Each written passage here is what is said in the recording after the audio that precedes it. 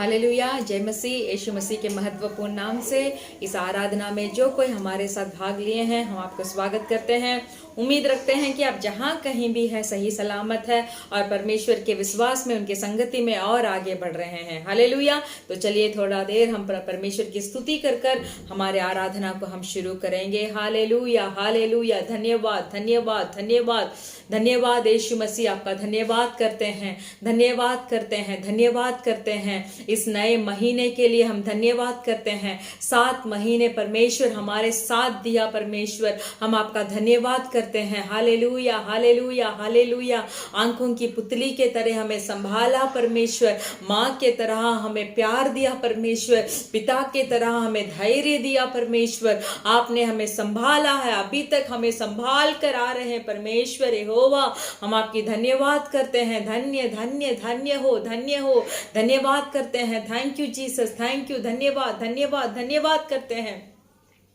इस आराधना को आपके हाथ में हम समर्पण करते हैं। आप ही हमें अगुवाई करें, आप ही हमसे बात करें, हर एक के ऊपर आपकी उपस्थिति रहे।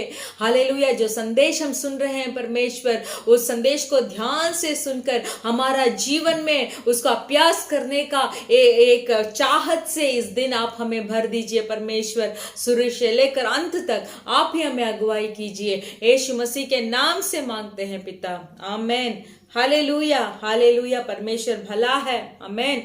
ये 7 महीने हमें अगुवाई किया परमेश्वर। कितने परेशानियां थे, कितने दुख थे, कितने दर्द के बीच में हम गुजर कर आए हैं। फिर भी परमेश्वर ने हमें इतना प्रेम से भरा है कि हम उसको महसूस करने से पहले ही वो परेशानी, दर्द हमसे छूट जाता है। हालेलुया, हालेलुया, आमेन। तो चलिए हम हमारे आराधना का गीत को गाकर परमेश्वर की महिमा करें। आमेन, हालेलुया। आज का दिन यहोवा ने बनाया है, हम इसमें आनंदित हो, आनंदित हो। आज का दिन यहोवा ने बनाया है, हम इसमें आनंदित हो, आनंदित हो। आज का दिन यहोवा ने बनाया है, हम उसमें आनंदित हो, आनंदित हो। प्रभु को महिमा मिले,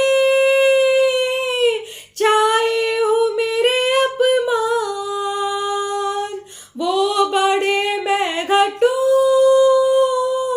रहे उसी का ध्यान।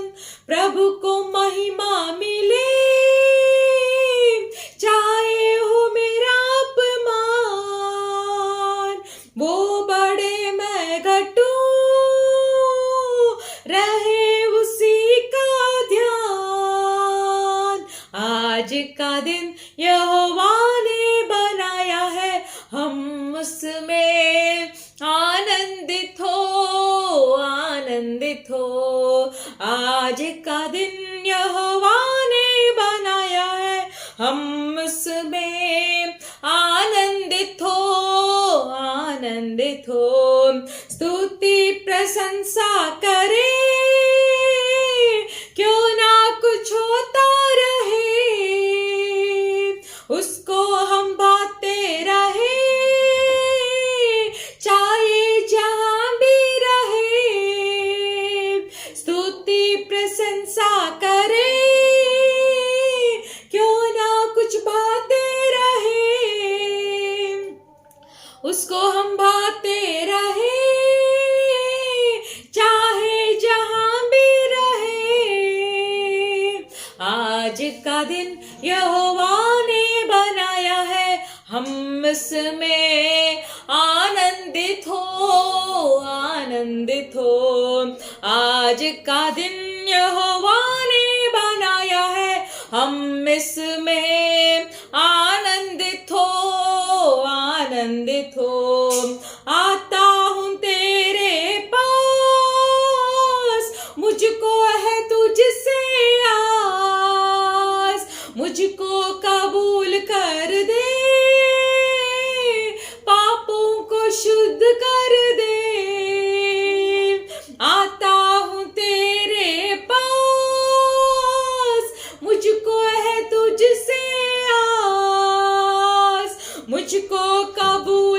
कर ले, पापों से शुद्ध कर दे। आज का दिन यहोवा ने बनाया है, हम इसमें आनंदित हो, आनंदित हो। आज का दिन यहोवा ने बनाया है, हम इसमें आनंदित हो, आनंदित हो। आज का दिन यहोवा ने बनाया है, हम इसमें आनंदित हो, आनंदित हो। Hallelujah, hallelujah. आज का दिन हम बहुत आस लेकर, हालेलुया, हालेलुया, हम आपके पास आए हैं कि आप हमारे हिम्मत है, आप हमारे चाहत है, आप हमारे भरोसेमंद परमेश्वर है, आप हमारे सब कुछ है परमेश्वर। आज का दिन आपने हमें दिया है, एक एक दिन हम जागते हैं परमेश्वर, हालेलुया। प्रतिदिन हम जागकर इस जीवन, एक नए नए जीवन को प्रतिदिन आपने हमें देकर अब तक हमें अगुवाई किए हैं। हम आपको धन्यवाद बोलते हैं, हम आपका धन्यवाद बोलते हैं। Hallelujah, hallelujah, hallelujah. प्रभु का धन्यवाद करूंगा, उसकी संगति में सदा रहूंगा, साथ चलूंगा मैं जय जरूर पाऊंगा, साथ चलूंगा मैं जय जरूर पाऊंगा। प्रभु का धन्यवाद करूंगा, प्रभु का धन्यवाद करूंगा, उसकी संगति में सदा रहूंगा, साथ चलूंगा मैं जय जरूर पाऊंगा, साथ चलूंगा मैं जय जरूर पाऊंगा। प्रभु का धन्यवाद करूंगा। ना देगी मुझे दुनिया कभी भी कोई सुख और शांति आराम, ना देगी मुझे दुनिया कभी भी कोई सुख और शांति आराम। मेरे यीशु के साथ धन्य संगति में सदा मिलती खुशी मुझको, मेरे यीशु के साथ धन्य संगति में सदा मिलती खुशी मुझको। प्रभु का धन्यवाद करूंगा, उसकी संगति में सदा रहूंगा, साथ चलूंगा मैं जय जरूर पाऊंगा, साथ चलूंगा मैं जय जरूर पाऊंगा। प्रभु का धन्यवाद करूंगा। मेरी जिंदगी की हर परेशानी में खुल जाता है आशा का द्वार, मेरे जिंदगी की हर परेशानी में खुल जाता है आशा का द्वार। कभी ना हटूंगा, कभी ना डरूंगा, चाहे जान भी देना पड़े यस लॉर्ड। कभी ना हटूंगा, कभी ना डरूंगा, चाहे जान भी देना पड़े। प्रभु का धन्यवाद करूंगा, उसकी संगति में सदा रहूंगा, साथ चलूंगा मैं जय जरूर पाऊंगा, चलूंगा मैं जय जरूर पाऊंगा। प्रभु का धन्यवाद करूंगा। कितना अच्छा है वो, कितना धन्य है वो, यीशु ही मेरी जीवन का साथी। कितना अच्छा है वो, कितना धन्य है वो, यीशु ही मेरे जीवन का साथी। मेरी जरूरतों को पूरा करता है वो, कोई घटी नहीं मुझको। मेरी जरूरतों को पूरा करता है वो, कोई घटी नहीं मुझको। प्रभु का धन्यवाद करूँगा, उसकी संगति में सदा रहूँगा, साथ चलूँगा मैं जय जरूर पाऊँगा, साथ चलूँगा मैं जय जरूर पाऊँगा, भूखा धन्यवाद करूँगा।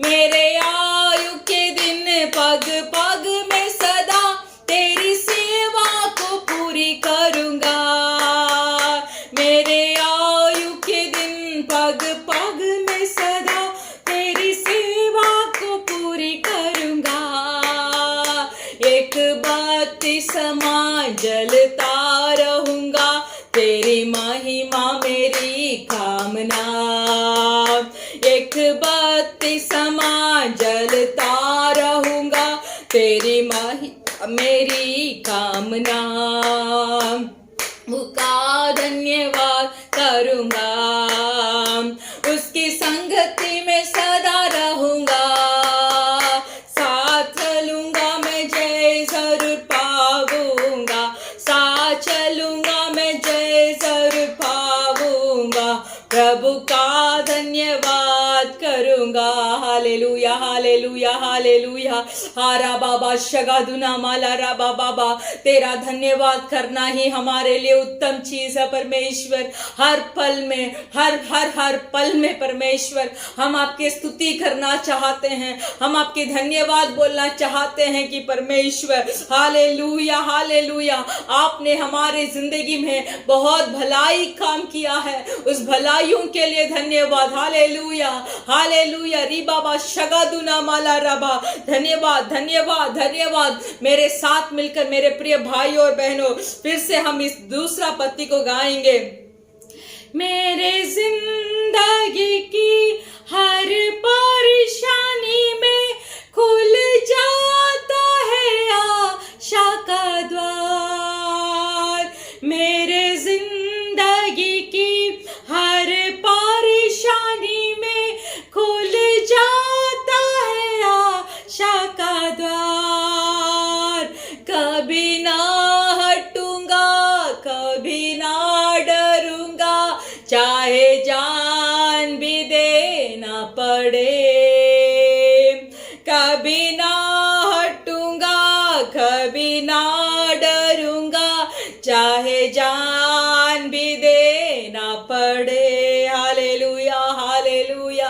हमारे जिंदगी में जितना भी परेशानियां आए, हालेलुया, हमारे जिंदगी में जितना भी उपद्रव आए, हमारे जिंदगी में कितना भी कष्ट आए परमेश्वर, ये आने वाले तूफान को देखकर परमेश्वर हम कभी भी नहीं डरेंगे, ना तो आपके राहों से हम कभी भी नहीं हटेंगे परमेश्वर। चाहे हमें जान भी देना पड़े आपके नाते, चाहे आपके नाम के नाते हमें जान भी क्यों ना देना पड़े परमेश्वर यहोवा यीशुआ, हम नहीं हटेंगे, हम नहीं हटेंगे, क्योंकि हमारा यह विश्वास है कि परमेश्वर हम जब हमारे जान को देंगे आपके लिए, तब हम आपके सम्मुख में आकर खड़े हो जाएंगे परमेश्वर यहोवा। युगान युग के लिए हम आपके साथ हम जिएंगे परमेश्वर यहोवा। इसीलिए जो कष्ट आज हम सह रहे हैं, जो उपद्रव हमारे जिंदगी में हो रही है, जो परेशानियां हमारे जिंदगी में हो रही है, जो आंधी हमारे जिंदगी को देखकर आ रही है, जो तूफान अभी हमारे जिंदगी में हो रही है, ये सब हालात के बीच में हम आपसे हाथ उठाकर बोलना चाहते हैं कि हम आपको कभी नहीं छोड़ेंगे, हम आपके रास्ता से कभी नहीं हटेंगे, हम आपको कभी नहीं भूलेंगे। Hallelujah hallelujah hallelujah.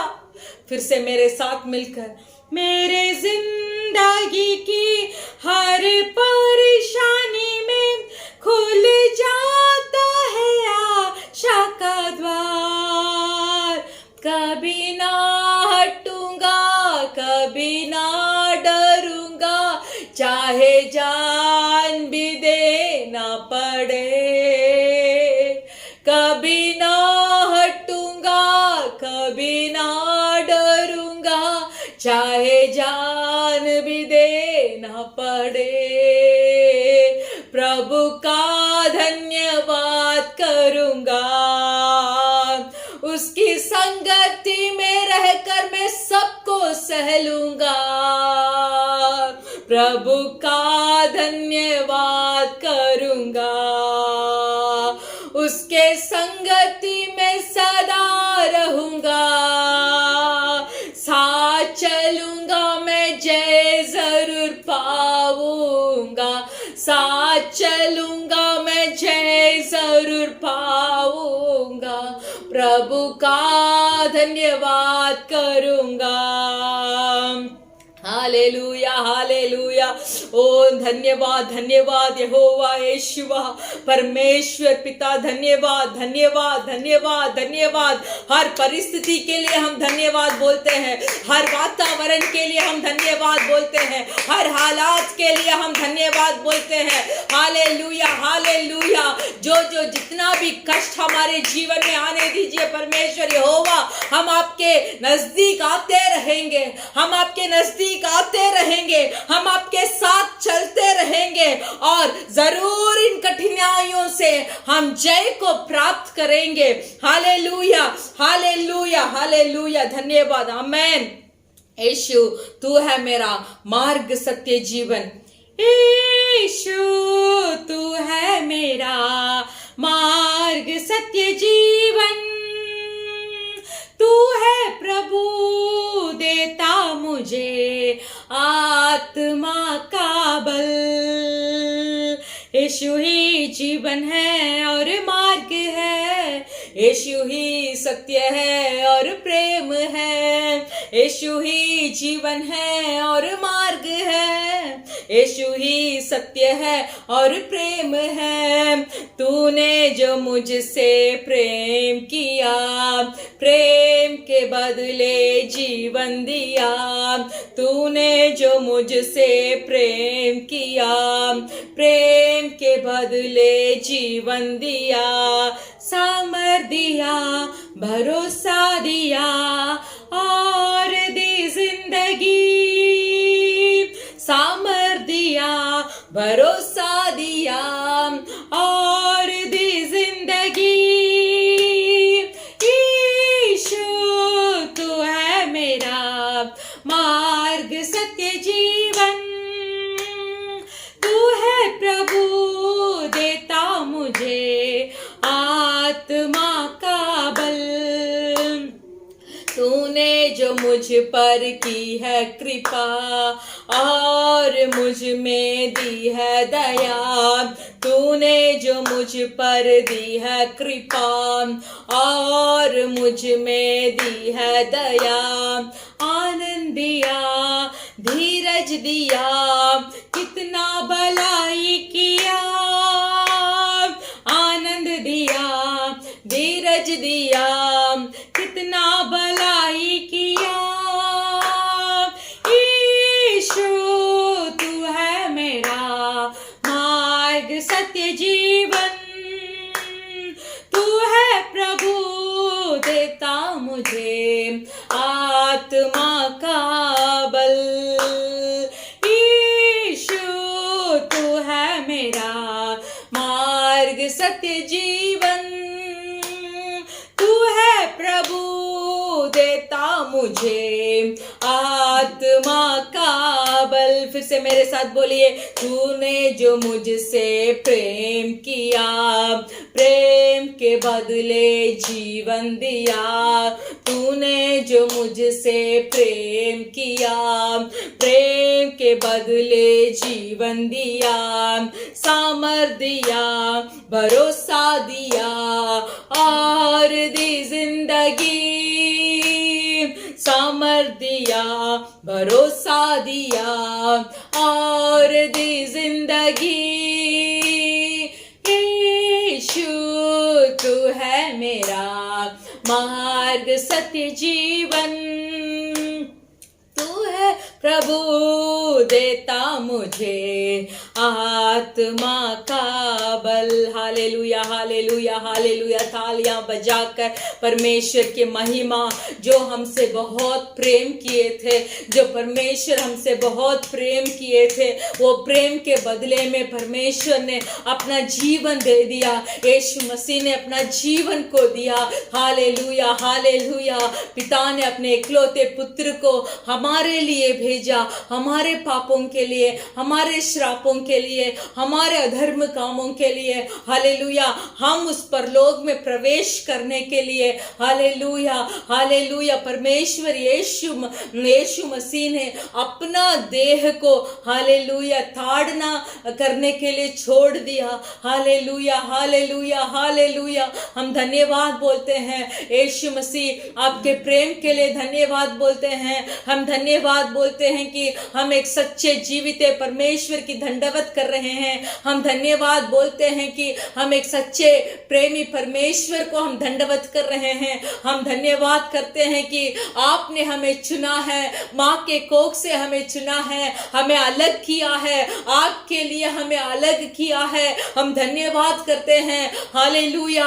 अब तक आपने हमें अगुवाई किया है, आपने हमें चढ़ाया है। हालेलुया। हमारे जरूरतों को पूरा किया है, हमारे परिवार के जरूरतों को आपने पूरा किया है। Hallelujah hallelujah hallelujah.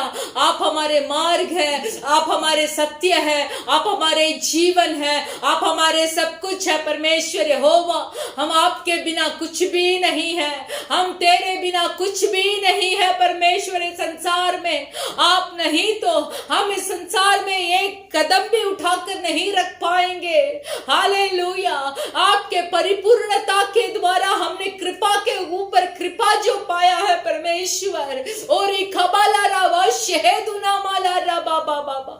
इतना प्रेम आपने हमसे किया कि आपके जान को भी आपने दे दिया, आपके जान को भी आपने दे दिया। हम धन्यवाद बोलते हैं। We thank you God. हम आपके धन्यवाद बोलते हैं। बहुत बार हम फिसल के फिर से नीचे गिर जाते हैं।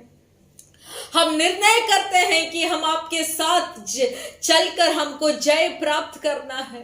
हम निर्णय तो कर लेते हैं कि हमें पवित्रता से जीना है। हम निर्णय कर लेते हैं कि हम प्रभु का संगति में हमें रहना है बोलकर, फिर भी हमारा आत्मा शरीर के विरुद्ध जंग लड़ रही है। हालेलुया। रिखा बलारा बाशगा दुना मलारबा। इस शारीरिक तौर से कभी कभी तो हम हार जाते हैं परमेश्वर, फिर भी आज आपके सामर्थ हरेक को भरे, आज आपके सामर्थ हरेक को भरे परमेश्वर। धन्यवाद धन्यवाद धन्यवाद। Hallelujah hallelujah. गहरे प्यार से तूने प्यार किया, गहरे प्यार से तूने प्यार किया, माँ से गहरा है प्यार तेरा। तू धन्य है, सर्वश्रेष्ठ है, तेरे जैसा नहीं और कोई। तू धन्य है, सर्वश्रेष्ठ है, तेरे जैसा नहीं और कोई। Hallelujah hallelujah hallelujah hallelujah. तुझे मैं कभी भूलूंगा नहीं, तुझे मैं कभी भूलूंगा नहीं, तेरे साथ साथ मैं चलूंगा। एक नूर एक समान रहूंगा, तेरे साथ साथ मैं चलूंगा। एक नूर एक समान रहूंगा, तेरी मर्ज में मैं सदा चलूं, सदा चलूं, तेरे साथ साथ मैं चलूंगा। परमेश्वर यहोवा एक नूर एक समान रहूंगा। तू धन्य है, सर्वश्रेष्ठ है, तेरे जैसा नहीं और कोई। तू धन्य है, सर्वश्रेष्ठ है, तेरे जैसा नहीं और कोई। गहरे प्यार से तूने प्यार किया, गहरे प्यार से तूने प्यार किया, माँ से गहरा है प्यार तेरा, माँ से गहरा है प्यार तेरा। तुझे मैं कभी छोड़ूंगा नहीं, तुझे मैं कभी छोड़ूंगा नहीं, एक नूर एक समान रहूंगा। तेरे साथ साथ मैं चलूंगा। तू धन्य है, सर्वश्रेष्ठ है, तेरे जैसा नहीं और कोई। तू धन्य है, सर्वश्रेष्ठ है, तेरे जैसा नहीं और कोई। गहरे प्यार से तूने प्यार किया, हाथ उठाकर बोलिए मेरे परमेश्वर यहोवा से, गहरे प्यार से तूने प्यार किया, माँ से गहरा है प्यार तेरा। आपका प्यार माँ से गहरा है, माँ से गहरा है प्यार तेरा। तू धन्य है, सर्वश्रेष्ठ है, तेरे जैसा नहीं और कोई आपके जैसा नहीं। तू धन्य है, आप धन्य है परमेश्वर, सर्वश्रेष्ठ है, सर्वश्रेष्ठ परमेश्वर, तेरे जैसा नहीं और कोई।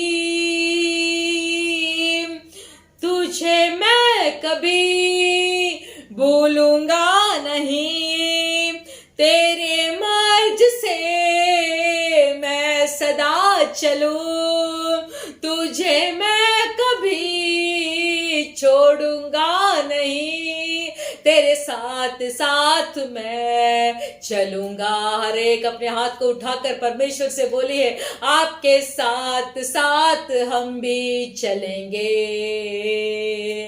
आपके साथ साथ हम भी चलेंगे, एक नूर एक समान रहेंगे हम लोग आपके साथ। हालेलुया। ओ राबा बाबा शेहेदुना माला रा बाबा, आपके साथ साथ हम चलेंगे। सब अपने हाथ को उठाकर परमेश्वर से बोलिए, हम कभी आपको छोड़ेंगे नहीं, मैं कभी तुझे छोड़ूंगा नहीं, आपके साथ साथ हम चलेंगे, तेरे साथ साथ हम चलेंगे। तू धन्य है, सर्वश्रेष्ठ है, तेरे जैसा नहीं और कोई। तू धन्य है, सर्वश्रेष्ठ है, तेरे जैसा नहीं और कोई। हाथ उठाकर hallelujah hallelujah hallelujah hallelujah hallelujah hallelujah hallelujah hallelujah. धन्यवाद, धन्यवाद, धन्यवाद। सब मुंह खोलकर धन्यवाद बताइए, धन्यवाद बोलिए, स्तुति बोलिए। परमेश्वर की महिमा हमारा कामना है। ओरी काबा लराबा शगादुना माला राबा बाबा रिगदुना माला राबा। धन्यवाद, धन्यवाद, धन्यवाद, धन्यवाद। गहरे प्यार से आपने हमसे प्रेम किया है। हालेलुया। उस प्रेम के बदले में आप हमें आपका जीवन दिया है। हालेलुया। रिखा बालारा बादशाह दुना मालारा बा। इतना अच्छा, कितना भला परमेश्वर, सर्वशक्तिमान, सर्वश्रेष्ठ, अति पवित्र परमेश्वर। हालेलुया। रिखा बालारा बादशाह दुना मालारा बा बाबा बाबा ओरी घड़र दना माला रबो शगा दुना माला रबा। हालेलुया। आराधना का योग्य, आराधना के बीच में वास करने वाला परमेश्वर, धन्य हो, धन्य हो, धन्य हो, धन्य हो। हम आपके धन्यवाद करते हैं, हम आपकी स्तुति करते हैं। आप हमारे साथ है, हम भी आपके साथ साथ चलकर इस जीवन में एक जय को प्राप्त कर कर, हालेलुया, हम आपके संगति में हम रहना चाहते हैं।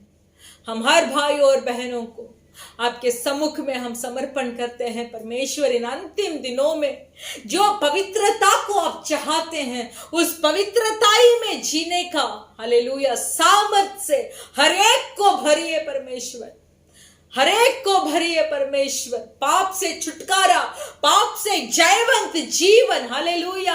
आंखों के लालसा के द्वारा जो पाप हम कर बैठते हैं, वो पापों से छुटकारा दीजिए परमेश्वर यहोवा। जो मुझसे मांगेगा वो पाएगा बोले हैं परमेश्वर। हम आपसे मांगते हैं परमेश्वर। Hallelujah, hallelujah.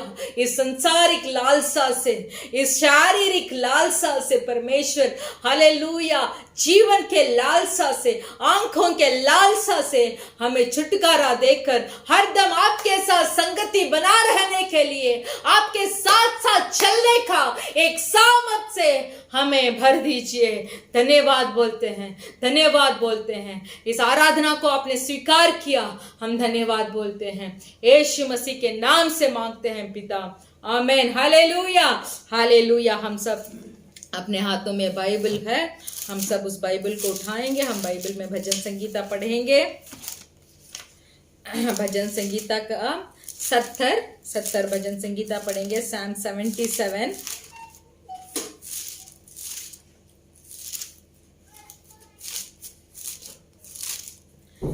70वां भजन संगीता हम पढ़ेंगे। Psalm 77। संकट के समय सांत्वना। प्रधान बजाने वाले के लिए यूदुतून की राग पर आसाप का भजन। मैं परमेश्वर की दोहाई चिल्ला चिल्ला कर दूंगा, मैं परमेश्वर की दोहाई दूंगा और वह मेरी ओर कान लगाएगा। संकट के दिन में प्रभु के खोज में लगा रहा, रात को मेरा हाथ फैला रहा और ढीला ना हुआ। मुझ में शांति आई ही नहीं, मैं परमेश्वर का स्मरण करते करहाता हूँ। मैं चिंता करते करते मूर्छित हो चला हूँ। तू मुझे झपकी लगने नहीं देता। मैं ऐसा घबराया हूँ कि मेरा मुंह से बात नहीं निकलती। मैंने प्राचीन काल के दिनों को और युग युग के वर्षों को सोचा है। मैं रात के समय अपने गीत को स्मरण करता और मन में ध्यान करता हूँ और मन में भली भांति विचार करता हूँ। क्या प्रभु युग युग के लिए छोड़ देगा और फिर कभी प्रसन्न ना होगा? क्या उसकी करुणा सदा के लिए जाती रही? क्या उसका वचन पीढ़ी पीढ़ी के लिए निर्फल हो जाएगा? क्या परमेश्वर अनुग्रह करना भूल गया? क्या उसने क्रोध करने अपने सब दया को रोक रखा है? मैंने कहा, यही तो मेरा दुख है कि परम प्रधान का दाहिना हाथ बदल गया है। मैं याह के बड़े कामों की चर्चा करूंगा। निश्चय मैं तेरे प्राचीन काल वाले अद्भुत कामों का स्मरण करूंगा। मैं तेरे सब कामों पर ध्यान करूंगा और तेरे बड़े कामों को सोचूंगा। हे परमेश्वर, तेरी गति पवित्रता की है। कौन सा देवता परमेश्वर की तुल्य बड़ा है? अद्भुत काम करने वाला परमेश्वर तू ही है। तूने देश देश के लोग पर अपनी शक्ति प्रकट की है। तूने अपने भुजबल से अपनी प्रजा याकूब और यूसुफ के वंश को छोड़ लिया है।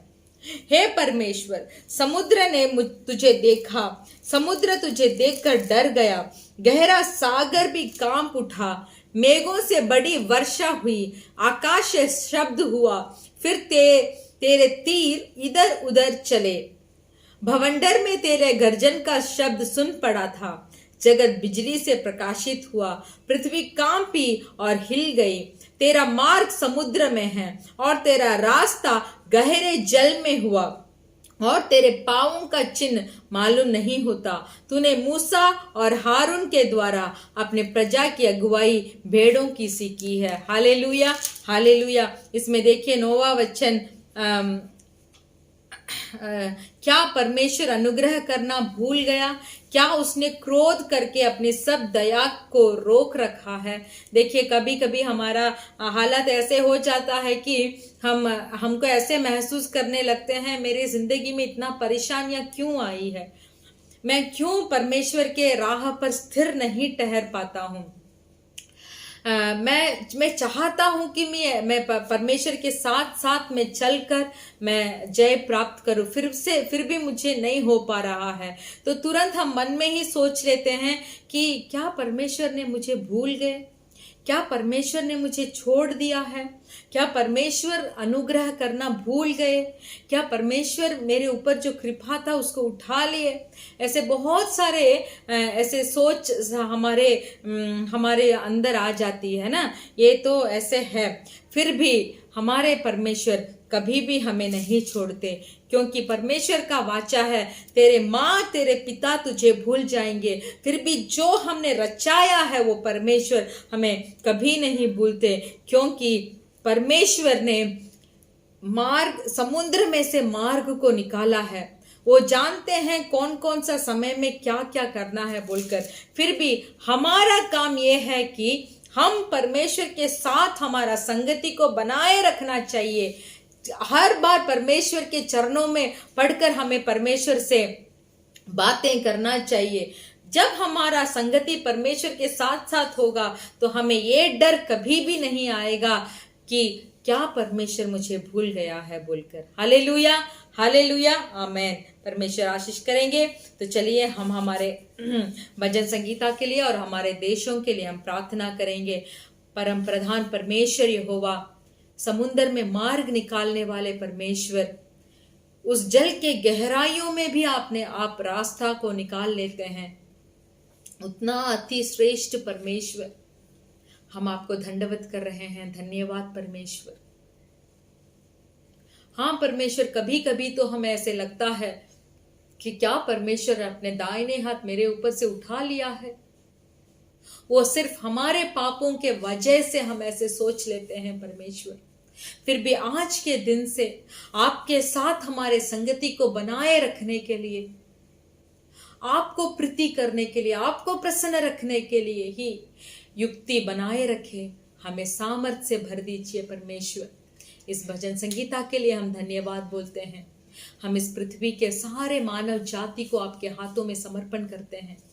हम प्रार्थना और विनती करते हैं कि सारे मानव जाति लोग यीशु के बारे में एक समझ पा ले। यीशु ही जिंदा खुदा है, यीशु मसीह फिर से आने वाले हैं बोलकर परमेश्वर ये संदेश हर को दुनिया के कोने कोने में जितने भी मानव जाति लोग हैं, मनुष्य लोग हैं, परमेश्वर ये जान ले कि आप ही सच्चा खुदा है और आप जल्दी आने वाले हैं। देश देश के राजा लोगों के लिए हम प्रार्थना करते हैं। राजा लोगों के आंखें खुले परमेश्वर। धन्यवाद। आने वाले बुरे बुरे घटनाओं से परमेश्वर आपके लोगों को आप बचा कर रखने के लिए हम प्रार्थना करते हैं परमेश्वर। हमारे कलीसिया के लिए, कलीसिया कुटुंब के लिए, परिवारों के लिए हम प्रार्थना करते हैं। आप सही सलामत उन्हें रखें परमेश्वर। आप इस संदेश के समय को आपके हाथ में हम समर्पण करते हैं। आप ही हमें अगुवाई करें परमेश्वर। यीशु मसीह के नाम से मांगते हैं पिता, आमेन। Hallelujah, hallelujah. हमारा कलीसिया का सूचना ये है कि हमारा कलीसिया हर शुक्रवार के दिन शाम को 4 बजे से 6 बजे तक होता है। आप सुबह से लेकर आपके काम को खत्म कर 1 घंटा प्रार्थना कर प्रार्थना के साथ आकर हमारे इस आराधना में आप भाग लेने के लिए आप विनती करते हैं। जब हम प्रार्थना के साथ हम आकर बैठते हैं तब आराधना के द्वारा, संदेश के द्वारा, वचन के द्वारा जरूर पवित्र आत्मा किसी न किसी को छुएंगे। और जितना भी प्रसन्न के साथ आप आए हैं कि क्यों है, कैसा है, क्या है बोलकर, जितना भी ऐसे प्रसन्न के साथ आप आएंगे तो पवित्र आत्मा संदेश के द्वारा आपको सब चीज के बारे में उत्तर देंगे। इसीलिए हम बोलते हैं कि प्रार्थना के साथ, एक तैयारी के साथ आप आकर इस आराधना में भाग लीजिए। आपके दोस्तों को भी आप लेके आइए, परमेश्वर आपको आशीष करेंगे। हालेलुया। तो चलिए हमारे संदेश की ओर हम ध्यान करेंगे।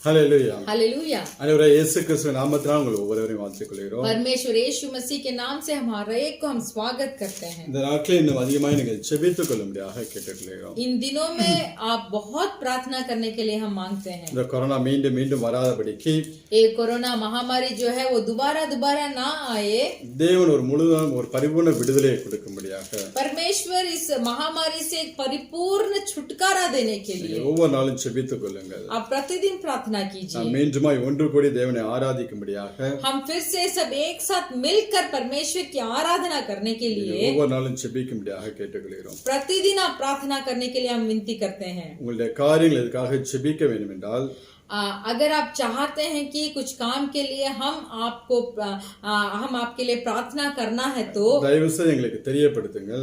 हम आपसे विनती करते हैं कि वो प्रार्थना का अनुरोध को आप हमें भेजिए। ஒவ்வொரு நாளும் எங்களுக்கு சபையில், தமிழ் சபையில் ஜெப ஐக்கியம் உண்டாயிருக்கிறது। हमारा तमिल कलीसिया में जो है वो प्रार्थना का संगति हो रहा है, வைத்து ஜெபிப்பதற்கு ஏதுவாக இருக்கும்। तो आपके विनतियों को भी हम उस प्रार्थना में हम रखकर हम प्रार्थना करेंगे। கர்த்தர் உங்களை ஆசீர்வதிப்பாராக। परमेश्वर प्रभु आपको आशीष करे। இதனால வேத வார்த்தைக்கு நேராக நாம் கடந்து செல்லலாம்। आज भी हमारा वचन की ओर हम ध्यान करेंगे। எசேக்கியேல் தீர்க்கதரிசன புஸ்தகம் एहेजेकिएल के पुस्तक 36வது அதிகாரம் उसका 36वां अध्याय 11வது वचनத்தை நாம் வாசிக்கலாம்। और 11वां वचन को हम पढ़ेंगे। एजेकिएल भविष्यद्वक्ता के पुस्तक उसका 36वां अध्याय और 11वां वचन को हम पढ़ेंगे। मैं तुम पर मनुष्य और पशु दोनों को बहुत बढ़ाऊंगा और वे बढ़ेंगे और फूलेंगे फलेंगे, और मैं तुमको प्राचीन काल के समान बसाऊंगा और पहले से अधिक तुम्हारी भलाई करूंगा, तब तुम जान लोगे कि मैं यहोवा हूँ। ஹல்லேலூயா हालेलुया। ஆண்டவர் இஸ்ரவேல் ஜனங்களை பார்த்து சொல்லக்கூடிய நல்ல ஒரு வார்த்தை। यहाँ प्रभु परमेश्वर इजराइल लोगों को देखकर बहुत अच्छा वचन को बताते हैं। நீங்கள் பெருகி பலுகும்படி आप बढ़कर फूल कर फलेंगे வர்த்திக்க பண்ணுவேன், और तुम्हें आपको हम बढ़ाएंगे। பூர்வ நாட்கள் இருந்த நிலைமையில் நான் உங்களை ஸ்தாபித்து मैं तुमको प्राचीन काल के समान बसाऊंगा உங்கள் முந்தின சீரை பார்க்கலாம் और पहले से உங்களுக்கு நற்சீர் உண்டாக செய்வேன் என்று கர்த்தர் சொல்கிறார்। और अधिक तुम्हारी भलाई करूंगा बोलकर परमेश्वर बोलते हैं। இஸ்ரவேல் ஜனங்களை பார்த்தோம் என்றால், इजराइल लोगों को अगर आप देखेंगे तो தேவன் எகிப்தின் அடிமைத்தனத்திலிருந்து அவர்களை மீட்டு கொண்டு வருகிறார்। परमेश्वर ने उन्हें मिस्र देश के दास्तव से छुड़वा कर लेके आते हैं। அவர்கள் இந்த கானான் தேசத்தில் எப்படி வாழ வேண்டும் என்று சொல்லி कनान के देश में वो उनको कैसा अपना जीवन को बिताना है बोलकर அவர்களுக்கு பிரமாணங்களை கொடுக்கிறார்। तो कुछ व्यवस्था को उन्हें देते हैं। அந்த பிரமாணங்களின்படி வாழும்போது तो व्यवस्था के अनुसार जब वो जीना शुरू करते हैं, அந்த தேசத்தில் நீங்கள் ஆசீர்வாதமாய் இருப்பீர்கள்। तभी आप उस कनान देश में आशीर्वाद को प्राप्त करोगे। ஆனால் அந்த பிரமாணத்தின்படி வாழவில்லை என்றால், अगर तुम उस व्यवस्था के अनुसार नहीं जिएंगे तो அதே தேசத்தில் நீங்கள் சாபமாக இருப்பீர்கள் என்று சொல்லி சொன்னார்। तो वही कनान देश में आप लोग श्राप बन जाओगे बोलकर परमेश्वर ने इजराइल लोगों से कहा। நம்ம எடுத்துக்கலாம் உபாகமம் 28ஆம் அதிகாரம் हम उठाएंगे व्यवस्था विवरण का पुस्तक उसका 28वां अध्याय முதலாவது வசனத்தை நாம் வாசிக்கலாம்। उसका पहला वचन को हम पढ़ेंगे। पुराना नियम में व्यवस्था विवरण का पुस्तक 28वां अध्याय उसका पहला वचन। यदि तू अपने परमेश्वर यहोवा की सब आज्ञाएं जो मैं आज तुझे सुनाता हूँ चौकसी से पूरी करने की चित लगाकर उसकी सुने, तो वह तुझे पृथ्वी की सब जातियों में श्रेष्ठ करेगा।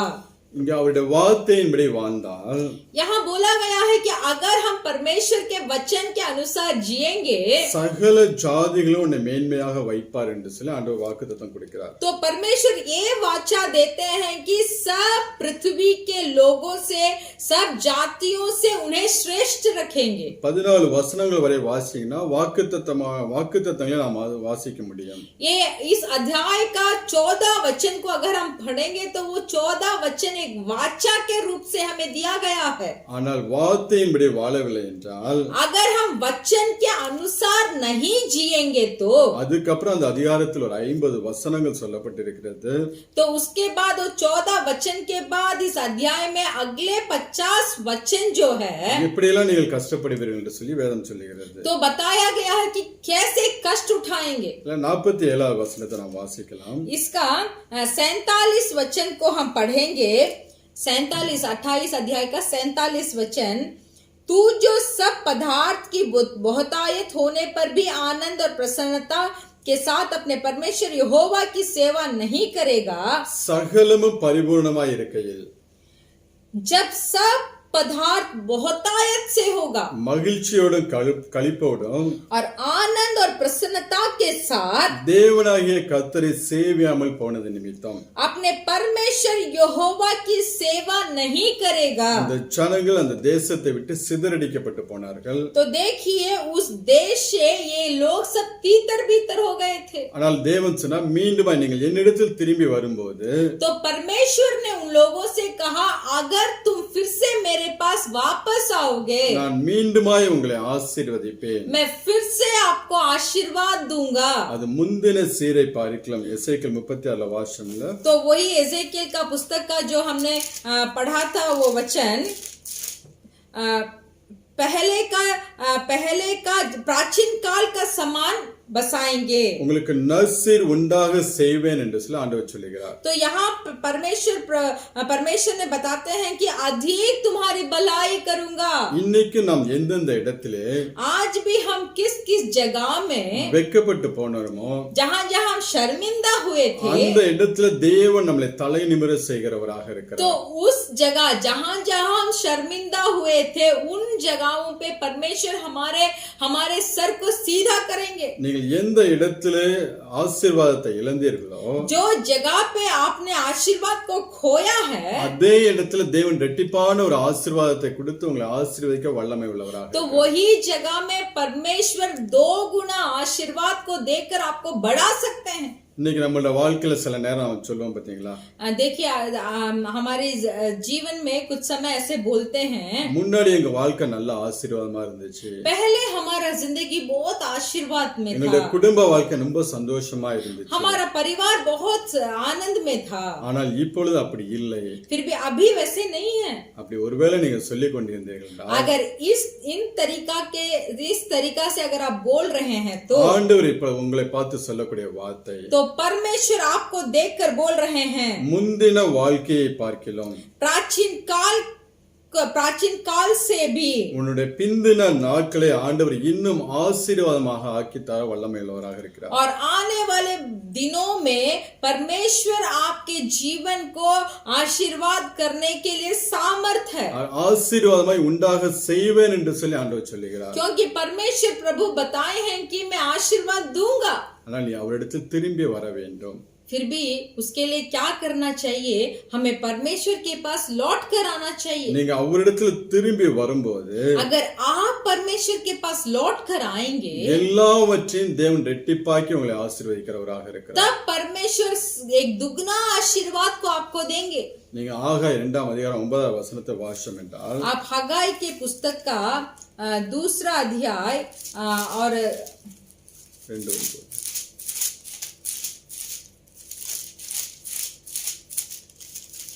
दूसरा अध्याय का 9वां वचन को अगर आप पढ़ेंगे, इस भवन की पिछली महिमा इसकी पहले महिमा से बड़ी होगी. सेनाओं के यहोवा की यही वचन है और इस स्थान में मैं शांति दूंगा. सेनाओं का यहोवा की यही वाणी है. ஹல்லேலூயா. हालेलुया. கர்த்தர் சொல்லக்கூடிய வார்த்தை परमेश्वर एक वचन को बोलते हैं முந்தின ஆலயத்தின் மகிமையை பார்க்கலாம். इसकी इस भवन की पहली महिमा से भी இந்த பிந்தின ஆலயத்தின் மகிமை பெரிதாய் இருக்கும் என்று சொல்லுகிறார். इस भवन की पिछली महिमा बड़ी होगी. முந்தின ஆலயம் पहला भवन கற்களால் கட்டப்பட்டது. पहला भवन जो था वो पत्थर से बनाया गया था. அதை தங்கத்தினாலே மூடினார்கள். वो सोने से उसको ढांपा गया था. ஆனால் பிந்தின ஆலயமோ फिर भी पिछली भवन जो है இயேசு கிறிஸ்துவின் இரத்தத்தினாலே கட்டப்பட்டது. वो यीशु मसीह के लहू के द्वारा बनवाया गया है. நீங்களும் நானும் அந்த ஆலயமாக இருந்து கொண்டிருக்கிறோம். आप और हम ही परमेश्वर के उस कलीसिया है. இயேசு கிறிஸ்துவின் இரத்தத்தினால் விலையேறப்பட்ட இரத்தத்தினால் மீட்கப்பட்ட நாம் ஒவ்வொரு பிள்ளைகளும் परमेश्वर यीशु मसीह के बहुमूल्य लहू के द्वारा मोल लिए गए आप और हम ஒரு விசேஷித்த விதமான ஆசீர்வாதத்தை தேவன் வைத்திருக்கிறார். एक विशेष तरीका का आशीर्वाद को परमेश्वर ने हमारे लिए रखे हैं. அதை நாம் கேட்டு பெற்றுக்கொள்ள வேண்டும். उसको परमेश्वर से पूछकर हमें पा लेना चाहिए. எப்ப ஆண்டவருடைய ஆசீர்வாதத்தை பார்த்தோம்னா परमेश्वर के आशीर्वाद को अगर आप देखेंगे तो முந்தினதை காட்டிலும் पहले से भी பிந்தினது पिछला जो है இரட்டிப்பான ஆசீர்வாதத்தை கொடுக்கிறவராக இருக்கிறார். वो दुगना आशीर्वाद होगा. நமக்கு யோபுடைய வாழ்க்கை நன்றாக தெரியும். हमें अय्यूब का जीवन बहुत अच्छा से मालूम है. அவனை குறித்து வேதம் சொல்லுகிறது. उस अय्यूब के बारे में वचन बताता है. யோபு 42:12 வாசிக்கலாம். अय्यूब का पुस्तक का 42वां अध्याय का 12वां वचन को हम पढ़ेंगे. यहोवा ने अय्यूब के बाद के दिनों में उसके पहले के दिनों से अधिक आशीष दी और उसके 14,000 भेड़ बकरियां, 6,000 ऊंट, 1,000 जोड़ी बैल और 1,000 गद्दियों हो गई. யோபுடைய முன்னிலைமையை பார்க்கலாம். यहाँ अय्यूब के पहले दिनों से भी அவனுடைய பின்னிலைமை இரட்டிப்பான ஒரு ஆசீர்வாதத்தை தேவன் கொடுத்தார். उसका पिछली जिंदगी जो थी उसमें परमेश्वर ने 2 गुना आशीर्वाद को दिया. அதே தேசத்துல வைத்து वही देश में रखकर எந்த தேசத்துல தன்னுடைய எல்லாவற்றையும் இழந்தானோ जो देश में अय्यूब ने अपनी सारे संपत्ति को खोई थी அதே தேசத்துல வைத்து वही देश में रखकर இரட்டிப்பான ஆசீர்வாதத்தை கொடுத்தார். दुगुना आशीर्वाद को परमेश्वर ने दिया.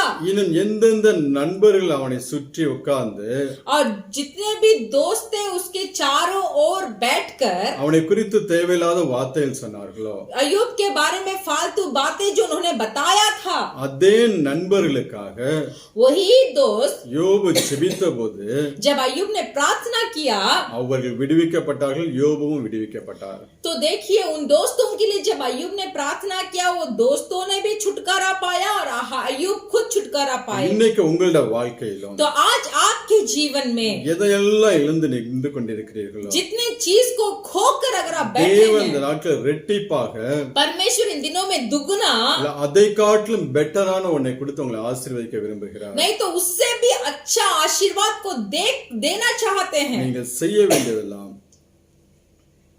आपको सिर्फ एक ही चीज करना है. அவரிடத்தில் திரும்பி வருகிற பிள்ளைகளாக இருக்க வேண்டும். परमेश्वर के पास वापस आइए. ஆண்டவருடைய கரத்துல வந்து விழுகிற பிள்ளைகளாக நாம் இருக்க வேண்டும். परमेश्वर के हाथों पे हमें रहना चाहिए. நாம் வரும்போது जब इस तरीके से हम जब वापस आएंगे தேவன் விசேஷித்த விதமான ஒரு ஆசீர்வாதத்தை கொடுக்கிறவராக இருக்கிறார். तो परमेश्वर विशेष तरीका का आशीर्वाद को देंगे.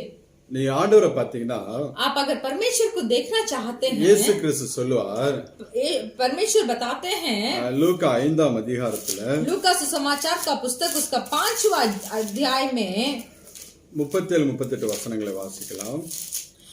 लूका सुसमाचार का पुस्तक 5वां अध्याय का 38 और 39 को हम पढ़ेंगे. वह आराधनालय में से उठकर सिमोन के घर में गया. 5 लूका 37-38 लूका का 5वां अध्याय का 37 और 38 को हम पढ़ेंगे. और कोई नया दाखरस पुरानी मशाकों में नहीं भरता, नहीं तो नया दाखरस मसाकों को फाड़ कर बह जाएगा और मसाके भी नष्ट हो जाएगी, परंतु नया दाखरस नहीं मसाकों में भरना चाहिए. हालेलुया. हालेलुया. ஆண்டவர் புது திராட்சரசத்தை परमेश्वर बोलते हैं यहाँ की नया दाखरस को புது துருத்தியில் தான் வைப்பார். नया मसाके में ही डाला जाता है। அதே போலதான் वैसे ही பழைய மனுஷனுக்குள்ள जो पुराना मनुष्य था, இரட்டிப்பான ஆசீர்வாதத்தை தேவன் வைக்க மாட்டார். पुराना मनुष्य के भीतर परमेश्वर दुगना आशीर्वाद को नहीं रखेंगे। தன் மறுரூப வாழ்க்கைக்கு ஒப்பு கொடுக்க வேண்டும். जो मनुष्य अपने आप को बदलने के लिए समर्पण करता है, தேவனுக்கு பிரியமாய் வாழ தன்னை ஒப்பு கொடுக்க வேண்டும். जो परमेश्वर के प्रिय से जीना चाहता है, அப்படி ஒப்பு கொடுக்கும் போதுதான் वैसे समर्पण करते समय ஆண்டவர் பிந்தின நாட்களை இன்னும் ஆசீர்வாதமாக நமக்கு ஆக்கி தருவார். तो आने वाले समय को परमेश्वर और भी आशीर्वाद से हमारा जीवन को भरेंगे। இப்ப நம்மளோட வாழ்க்கை எப்படியா இருக்கு? तो आज हमारा जीवन जिंदगी कैसा है? ரட்சிக்கப்பட்டோம் என்று சொல்லியும் उधार मैंने प्राप्त किया बोलकर भी இன்னும் நம்ம இடத்துல और भी हमारे पास பழைய பாவ மனுஷனுடைய சுபாவங்கள் இருந்து கொண்டிருக்கிறதா? उधार प्राप्त करने के बाद भी क्या पुराने मनुष्य का जो गुण था वो अभी भी हमारे पास है क्या? இல்ல புது மனுஷனா இருக்கிறோமா? नहीं तो एक नया मनुष्य बनकर है क्या? இங்க யோபோட வாழ்க்கையில अय्यूब के जीवन में அவனுடைய காரியங்கள் வித்தியாசமானது. उसका सब कार्य तो अलग था। பாவத்தினாலே அவன் தன் ஆசீர்வாதங்களை இழந்து போகவில்லை. अय्यूब पाप के कारण अपने संपत्ति को नहीं खोया। ஆண்டவருடைய நாமம் மகிமைப்படும்படியாக परमेश्वर का नाम महिमा होने के लिए ஆண்டவருக்காக வைராக்கியம் பாராட்டும்படியாக वहाँ परमेश्वर के लिए वैराग से जीने के लिए பிசாசு வெட்கப்பட்டு போகும்படியாக शैतान शर्मिंदा होने के लिए ஆண்டவர் யோபுடைய வாழ்க்கையில சில காரியங்களை அனுமதித்தார். तो इसीलिए परमेश्वर ने अय्यूब के जीवन में कुछ काम होने के लिए अनुमति दिया। நீங்க கழுக பாத்தீங்கன்னா आप उकाब को अगर देखे हैं तो அது புது பலனை பெற்றுக்கொள்ளும்படியாக वो नया बल प्राप्त करने के लिए ஒரு மலையின் உச்சியில மேலே போய் உட்கார்ந்து वो एक पहाड़ की चोटी में जाकर बैठती है। தன் சரீரத்தில் இருக்கக்கூடிய எல்லா இறகுகளை பிச்சு போடும். तो देखिए अपने शरीर में जितना भी पंख है वो पंख सब उजड़ने के लिए देती है। தன் கால்களில் இருக்கிற நகத்தை எல்லாம் அந்த மலையில வச்சு தேய்ச்சி உடைச்சு எடுக்கும். तो पहाड़ के चोटी में बैठकर अपने पैर का नाखून जो है उसको भी वो टुटवा देती है। எல்லாம் போனதுக்கு அப்புறம் ये सब जाने के बाद அதுக்கப்புறம் ஒரு புது பலனை பெற்று அது எழும்ப ஆரம்பிக்கும். तो देखिए ये सब उसके पास जाने के बाद एक नया बल प्राप्त कर उड़ना शुरू करती है। அதே போல நம்மளோட வாழ்க்கை वैसे ही हमारा जीवन भी சில நேரங்களில் कुछ समय में நம்மளை வெறுமையாக்கி हमें खाली करके ஒன்றும் இல்லாத ஒரு நிலைமைக்கு கொண்டு போய் कुछ भी हमारे पास नहीं है ऐसे एक स्थिति में हमें ले जाकर மீண்டுமாய் தேவன் நம்மளை ஆசீர்வதிக்க ஆரம்பிப்பார். फिर से परमेश्वर हमें आशीर्वाद करना शुरू करेंगे। ஆண்டவர் பழைய துருத்தியில புது ரசத்தை ஊத்தவே மாட்டார். क्योंकि परमेश्वर पुराने मशाके में नया दाक रस को नहीं भरते। அந்த ப்ராசஸ்க்கு தேவன் நம்மளை நடத்தக்கூடிய பாதைக்கு நம்மளை விட்டு கொடுக்க வேண்டும். तो देखिए उस आशीर्वाद को प्राप्त करने के लिए परमेश्वर जो विधि के अंदर हमें अगुवाई करते हैं उस विधि में चलने के लिए हमें अपने आप को उनके हाथ में छोड़ देना चाहिए। ஒருவேளை ऐसा हो कि தேவனுக்கு விரோதமாய் பாவம் செய்து परमेश्वर के विरुद्ध पाप करके தேவனுக்கு பிரியமில்லாத காரியங்களை செய்து परमेश्वर का अप्रिय चीज को करके தேவனை விட்டு தூரமாய் வாழ்ந்து கொண்டிருக்கிறது நிமித்தம் परमेश्वर से बहुत दूर जीने का निमित्त உங்களோட வாழ்க்கையில சில ஆசீர்வாதங்களை நீங்கள் இழந்திருக்கலாம். तो ये सब काम के द्वारा कुछ आशीर्वादों को आपने खोया होगा। இன்றைக்கு நீங்க தேவனிடத்தில் திரும்பி வர உங்களை ஒப்பு கொடுத்தீங்கன்னா फिर भी अगर आज इस दिन में परमेश्वर के पास फिर से आने के लिए अपने आप को समर्पण करेंगे तो தேவன் உங்களை ரெட்டிப்பாக ஆசீர்வதித்து உயர்த்த வல்லமையுள்ளவராக परमेश्वर आपको दुगना आशीर्वाद से भरेंगे। நீங்க அவரிடத்தில் திரும்ப வேண்டும் என்று சொல்லி தேவன் விரும்புகிறார். आज परमेश्वर चाहते हैं कि आप सब उनके पास लौट कर आए। முந்தின நாட்களை பார்க்கலாம் आपके पिछले दिनों से உன்னுடைய பிந்தின நாட்களை और जो आने वाले दिन हैं இன்னும் ஆசீர்வாதமாக்குவேன் என்று சொல்லி ஆண்டவர் சொல்கிறார். और भी आशीर्वाद बनाऊंगा बोलकर परमेश्वर बताते हैं। நம்ம லூக்கா எழுதின புஸ்தகம் 5ஆம் அதிகாரத்துல லூக்கா எழுதின சுவிசேஷம் 5ஆம் அதிகாரத்துல लूका सुसमाचार का पुस्तक का 15वां अध्याय में நமக்கு நன்றாக தெரிந்த ஒரு சம்பவம் தான் हमें अच्छा से मालूम है एक संभव है இளைய குமாரனை பற்றி உள்ள காரியங்கள். वो छोटा पुत्र के बारे में वो बताते हैं। வாசிக்கலாம். 11 13. हम पढ़ेंगे लूका सुसमाचार का पुस्तक उसका 15वां अध्याय 13 से लेकर 13 तक पढ़ेंगे। फिर उसने कहा, किसी मनुष्य के 2 पुत्र थे। उनमें से छोटा ने पिता से कहा, हे पिता, संपत्ति में से जो भाग मेरा हो वह मुझे दे दीजिए। उसने उनको अपनी संपत्ति बांट दी। बहुत दिन ना बीते थे कि छोटा पुत्र सब कुछ इकट्ठा करके दूर देश को चला गया और वहां कुकर्म में अपनी संपत्ति उड़ा दी। இவன் தன் தகப்பனிடத்திலிருந்து ये छोटा पुत्र जो था वो अपने पिता से இந்த உலக பிரகாரமான ஆசைகளை தனக்குண்டான பங்கை வாங்கி கொண்டு போய்விட்டான். तो ये संसार में जो संपत्ति उसका था अपने पिता के पास उसको लेकर चला गया। இது இவனுடைய வாழ்க்கையில் இருக்கக்கூடிய முந்தின ஆசீர்வாதம். ये संपत्ति जो ये छोटा पुत्र का था वो पहला आशीर्वाद था। இவனுடைய போனவன் திருப்பி மனம் திரும்பி தகப்பன்ட்ட வரும்போது देखिए वो चला गया और सारे संपत्ति खो दिया। फिर मन फिरा होके जब पिता के पास लौट आता है ஆண்டவருடைய பிந்தின ஆசீர்வாதத்தை குறித்து சொல்லுகிறார். तो देखिए परमेश्वर आने वाले आशीर्वाद को बताते हैं। வாசிக்கலாம் 20 से 22 வரை. हम उसको पढ़ेंगे वही अध्याय का 20 से लेकर 22 तक। तब वह उठकर अपने पिता के पास चला। वह अभी दूर ही था कि उसके पिता ने उसे देखकर तरस खाया और दौड़कर उसे गले लगाया और बहुत चूमा। पुत्र ने उससे कहा, पिताजी, मैंने स्वर्ग के विरुद्ध मैं और तेरी दृष्टि में पाप किया है और अब इस योग्य नहीं रहा कि तेरा पुत्र कहलाऊं।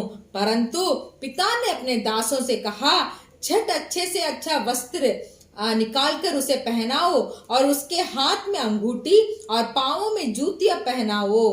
Hallelujah hallelujah. உடைய பிந்தின ஆசீர்வாதம் பாருங்களேன். इसका जो अभी आने वाला आशीर्वाद को देखिए ना। விலையேற பெற்ற வஸ்திரம், बहुत महंगा कपड़े, அவனுக்கு மோதிரத்தை கொடுக்கிறார், அதிகாரத்தை கொடுக்கிறார். और देखिए वो जो अंगूठी जो अधिकार के रूप में है उसको देते हैं, கால்களுக்கு பாதரட்சை और पाँव में जूतियां पहनाते हैं, ஊழியக்காரனான ஒரு அபிஷேகத்தை தேவன் கொடுக்கிறார். और देखिए सेवकाईदारी बनने का एक अभिषेक को भी उस छोटा पुत्र को देते हैं। இன்னைக்கு अनेक கிறிஸ்தவ ஜனங்கள் आज बहुत ईसाई लोग जो है அந்த முந்தின ஆசீர்வாதம் वो जो पहला आशीर्वाद जो था இவன் தகப்பன்ட்ட போய் தன் ஆசையில் தனக்குண்டான பங்கை கேட்டு வாங்கிக்கிறான் பாத்தீங்களா. देखिए वो जो पहला आशीर्वाद जो संपत्ति था उसको जाकर अपने पिता से मांग कर वो वहां से चले जाता है ना। இந்த முந்தின ஆசீர்வாதத்துல अनेक திருப்தியாய் வாழ்ந்து கொண்டிருக்கிறார்கள். तो देखिए वो पहला आशीर्वाद में ही बहुत लोग तृप्त हो गए। ஆனால் தேவன் அதை காட்டிலும் फिर भी परमेश्वर इससे भी ज्यादा ஒரு விசேஷித்த ஒரு ஆசீர்வாதத்தை வைத்திருக்கிறார். एक विशेष आशीर्वाद को रखे हैं। ஆனா அதை குறித்து எண்ணம் இல்லாமல் இந்த நாட்களில் வாழ்ந்து கொண்டிருக்கிறார்கள். फिर भी वो विशेष आशीर्वाद के ऊपर हम मन नहीं लगा रहे हैं, ऐसे ही जीवन को बिता रहे हैं। இன்னைக்கு கிறிஸ்தவத்துல நீங்க பாத்தீங்கன்னா आज ईसाई में अगर आप देखेंगे ஈவன் ரட்சிக்கப்பட்ட கூட்டத்துல கூட जो उद्धार प्राप्त किए हैं उनके बीच में भी अनेक ஐஸ்வர்யவான்களை பார்க்க முடியும். बहुत धनवान को आप देख सकते हैं। अनेक வல்லமையை பயன்படக்கூடிய ஊழியர்களை பார்ப்பது கொஞ்சம் கம்மிதான். फिर भी देखिए परमेश्वर के लिए सामर्थ्य से सेवकाई करने वाले सेवकाईदारी बहुत कम है। நல்ல ஐஸ்வர்யம் இருக்கும், अच्छा धन संपत्ति होगा, உலக பிரகாரமான ஆசீர்வாதங்கள், ये सब संसारिक रूप तौर का आशीर्वाद है। ஆனால் பரலோக உன்னதத்துக்குரிய ஆசீர்வாதங்கள் இல்லாமல் फिर भी इस संसार के आशीर्वाद के बिना இதிலேயே திருப்தியாய் வாழ்ந்து விடுகிறார்கள். देखिए ये जो विशेष आशीर्वाद ने हमने बोला था वो विशेष आशीर्वाद को भूलकर जो आशीर्वाद संसारिक रूप में उनके पास है उसी में से तृप्त हो जाते हैं। ஆனால் ஆண்டவர் அதனால சில நேரங்கள் நம்மள என்ன பண்ணுகிறார், உபத்திரவத்துல நடத்துகிறார். इसीलिए देखिए कुछ समय ऐसे हो जाता है कि परमेश्वर एक उपद्रव में हमें भेजते हैं, நம்மளை ஒரு வெறுமைக்குள்ள தேவன் நடத்துகிறார். एक खालीपन के परिस्थिति के अंदर हमें भेजते हैं. ஏன்னா क्यों? நீ இந்த ஆசீர்வாதத்தை காட்டிலும் तो ये आशीर्वाद से भी உனக்கு விசேஷித்த ஒரு நன்மையை நான் வைத்திருக்கிறேன். तो परमेश्वर बोलते हैं कि ये पिछले आशीर्वाद से भी एक विशेष तरीके के आशीर्वाद को मैंने तुम्हारे लिए रखा है. பெற்றுக்கொள்ளும்படியாக தான் उसको पाने के लिए சில நேரங்களில் தேவன் நம்மளை அந்த உபத்திரவ பாதையை நடத்துகிறவராக இருக்கிறார். तो कुछ समय एक उपद्रव के रास्ते में हमें चलाते हैं. இந்த நாள்ல உங்க வாழ்க்கை எப்படி இருக்கு? तो आज के दिन आपका जीवन कैसा है? எதுல நீங்கள் திருப்தியாகிக் கொண்டிருக்கிறீர்கள்? आपका तृप्त किसमें है? எதற்காக நீங்கள் அதிகமாய் பிரயாசப்பட்டு கொண்டிருக்கிறீர்கள்? कौन सा चीज के लिए बहुत प्रयास उठा रहे இந்த हैं? உலக ஆசீர்வாதத்துக்காகவா? क्या ये सांसारिक आशीर्वाद के இல்ல लिए? தேவனுடைய உன்னதத்தின் ஆசீர்வாதங்களுக்காகவா? नहीं तो परमेश्वर के आशीर्वाद के लिए. எதை குறித்து உங்கள் இருதயம் அதிகமாய் வாஞ்சிக்கிறது? आपका हृदय किसके ऊपर बहुत चाहत है? உலக ஆசீர்வாதத்தோட நின்று விடாதீர்கள். संसारिक आशीर्वाद से ही रुक मत जाइए. நாம் பரத்துக்குண்டான ஆசீர்வாதத்தை பெற்றுக்கொள்ள வேண்டும். परलोक का आशीर्वाद को भी हमें पाना चाहिए. அப்ப இந்த முந்தின சீரை பார்க்கலாம் तो देखिए ये पहला आशीर्वाद से भी ஒரு நற்சீர் நம்முடைய வாழ்க்கையில உண்டாக வேண்டும் என்றால் एक बढ़ाई हमारे जीवन में होना चाहिए. तो அதற்கு நாம் செய்ய வேண்டிய சில ஆலோசனைகளை தேவன் அந்த எசேக்கியேல் தீர்க்கதரிசனத்துல சொல்லுகிறார். तो देखिए प्राचीन का एक बहुतायत हमारे आने वाले जिंदगी में हमें बहुतायत से फलना है, फूलना है. तो कुछ आज्ञाओं को परमेश्वर ने इस अध्याय में कहा है, उसको हमें करना है. இன்னைக்கு நாம் அப்படி செய்யும் போது अगर हम उस आज्ञा को आज मानेंगे, எதையெல்லாம் இழந்திருக்கிறேன் என்று சொல்லிக் கொண்டிருக்கிறீர்களோ तो अगर आप मैंने ये सब खोया है बोलकर बोलते हैं, எல்லாம் ரெட்டிப்பாய் தேவன் கொடுத்து உங்களை ஆசீர்வதிக்க तो போகிறார். वो सब चीजों को दुगना आशीर्वादों से आपके जीवन को முதலாவது भरेंगे. நாம் வாசிக்கலாம். पहला हम पढ़ेंगे எசேக்கியேல் 36:8 வாசிக்கலாம். एजेकियल का पुस्तक वही 36वां अध्याय का 8वां वचन. परंतु हे इज़राइल के पहाड़ों, तुम पर डालियां पनपेगी और उनके फल मेरी प्रजा इज़राइल के लिए लगेंगे, क्योंकि उसका लौट आना निकट है. இங்க ஆண்டவர் சொல்லுகிறார், यहाँ परमेश्वर बताते हैं இந்த இஸ்ரவேல் ஜனங்கள் ये इज़राइल लोग जो थे அவர்கள் சமீபமாய் வந்து விட்டார்கள். वो लोग निकट आ गए हैं. அவர்கள் தூரமாய் வாழ்ந்து கொண்டிருந்தார்கள். वो लोग बहुत दूर थे.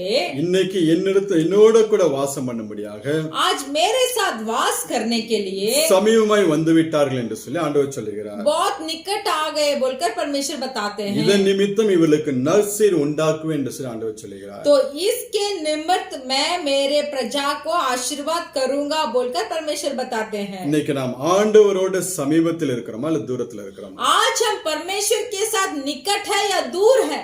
ஒவ்வொரு நாளும் ஜெபிக்கிற பிள்ளைகளாக இருக்கிறீங்களா? क्या प्रतिदिन आप प्रार्थना करते हैं? உங்களுடைய பரிசுத்த வாழ்க்கையை காத்துக்கொள்கிறீங்களா? आपके पवित्र जीवन को आप रक्षा करते हैं क्या? இச்சைகளுக்கு விலகி ஓடுறீங்களா? लालसा से दूर भागते हैं क्या? இன்னைக்கு எப்படி வாழ்ந்து கொண்டிருக்கிறீர்கள்? आज आप कैसे जी रहे हैं? தேவனுக்கு சமீபமா இருக்கிறீங்களா தேவனுக்கு தூரமா இருந்து கொண்டிருக்கிறீர்களா? परमेश्वर के निकट है या परमेश्वर से दूर है? நாம் தேவனுக்கு தூரமாய் வாழ்ந்து கொண்டிருந்தோம் என்றால் अगर हम परमेश्वर से दूर हो गए तो நம்மளுடைய வாழ்க்கையில் ஆசீர்வாதங்கள் நமக்கு தூரமாக இருந்து கொண்டிருக்கும். तो देखिए आशीर्वाद भी हमसे बहुत दूर ही रहेगा.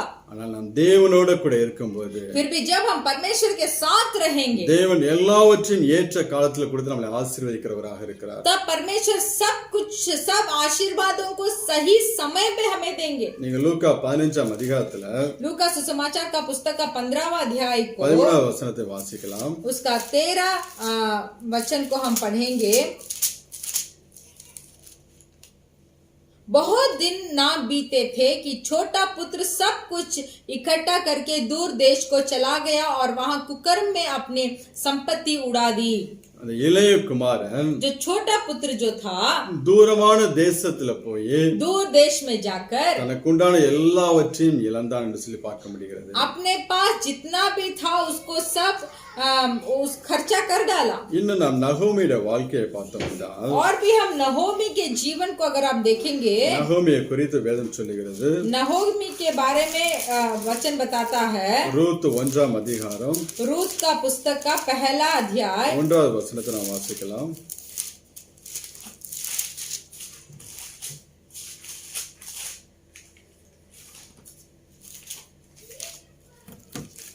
रूत का पुस्तक पहला अध्याय उसका पहला वचन। जिन दिनों में न्यायी लोग न्याय करते थे, उन दिनों में देश में अकाल पड़ा। तब यहूदा के बेतलेहम का एक पुरुष अपनी स्त्री और दोनों पुत्र को संग लेकर मोआब के देश में परदेसी होकर रहने के लिए चला। இங்கே இஸ்ரவேல் தேசத்துல பஞ்சம் உண்டாயிட்டு என்று या इजराइल देश में अकाल आ पड़ा। नहोमी क्या करती है? நகோமியுடைய கணவன் 2 பிள்ளைகள் எல்லாம் மோவாப் தேசத்துக்கு போகிறார்கள். वो नाओमी और उसके पति और 2 पुत्र सब मोवाब देश को जाते हैं। இஸ்ரவேல் தேசத்துல பஞ்சம் உண்டாயிட்டு என்று इजराइल देश में अकाल पड़ा था। தேவன் அருவருக்கக்கூடிய, क्योंकि परमेश्वर का घृणा के चीजों को தேவன் வெறுக்கக்கூடிய ஒரு சந்ததி உள்ள இடத்திற்கு போகிறார்கள்.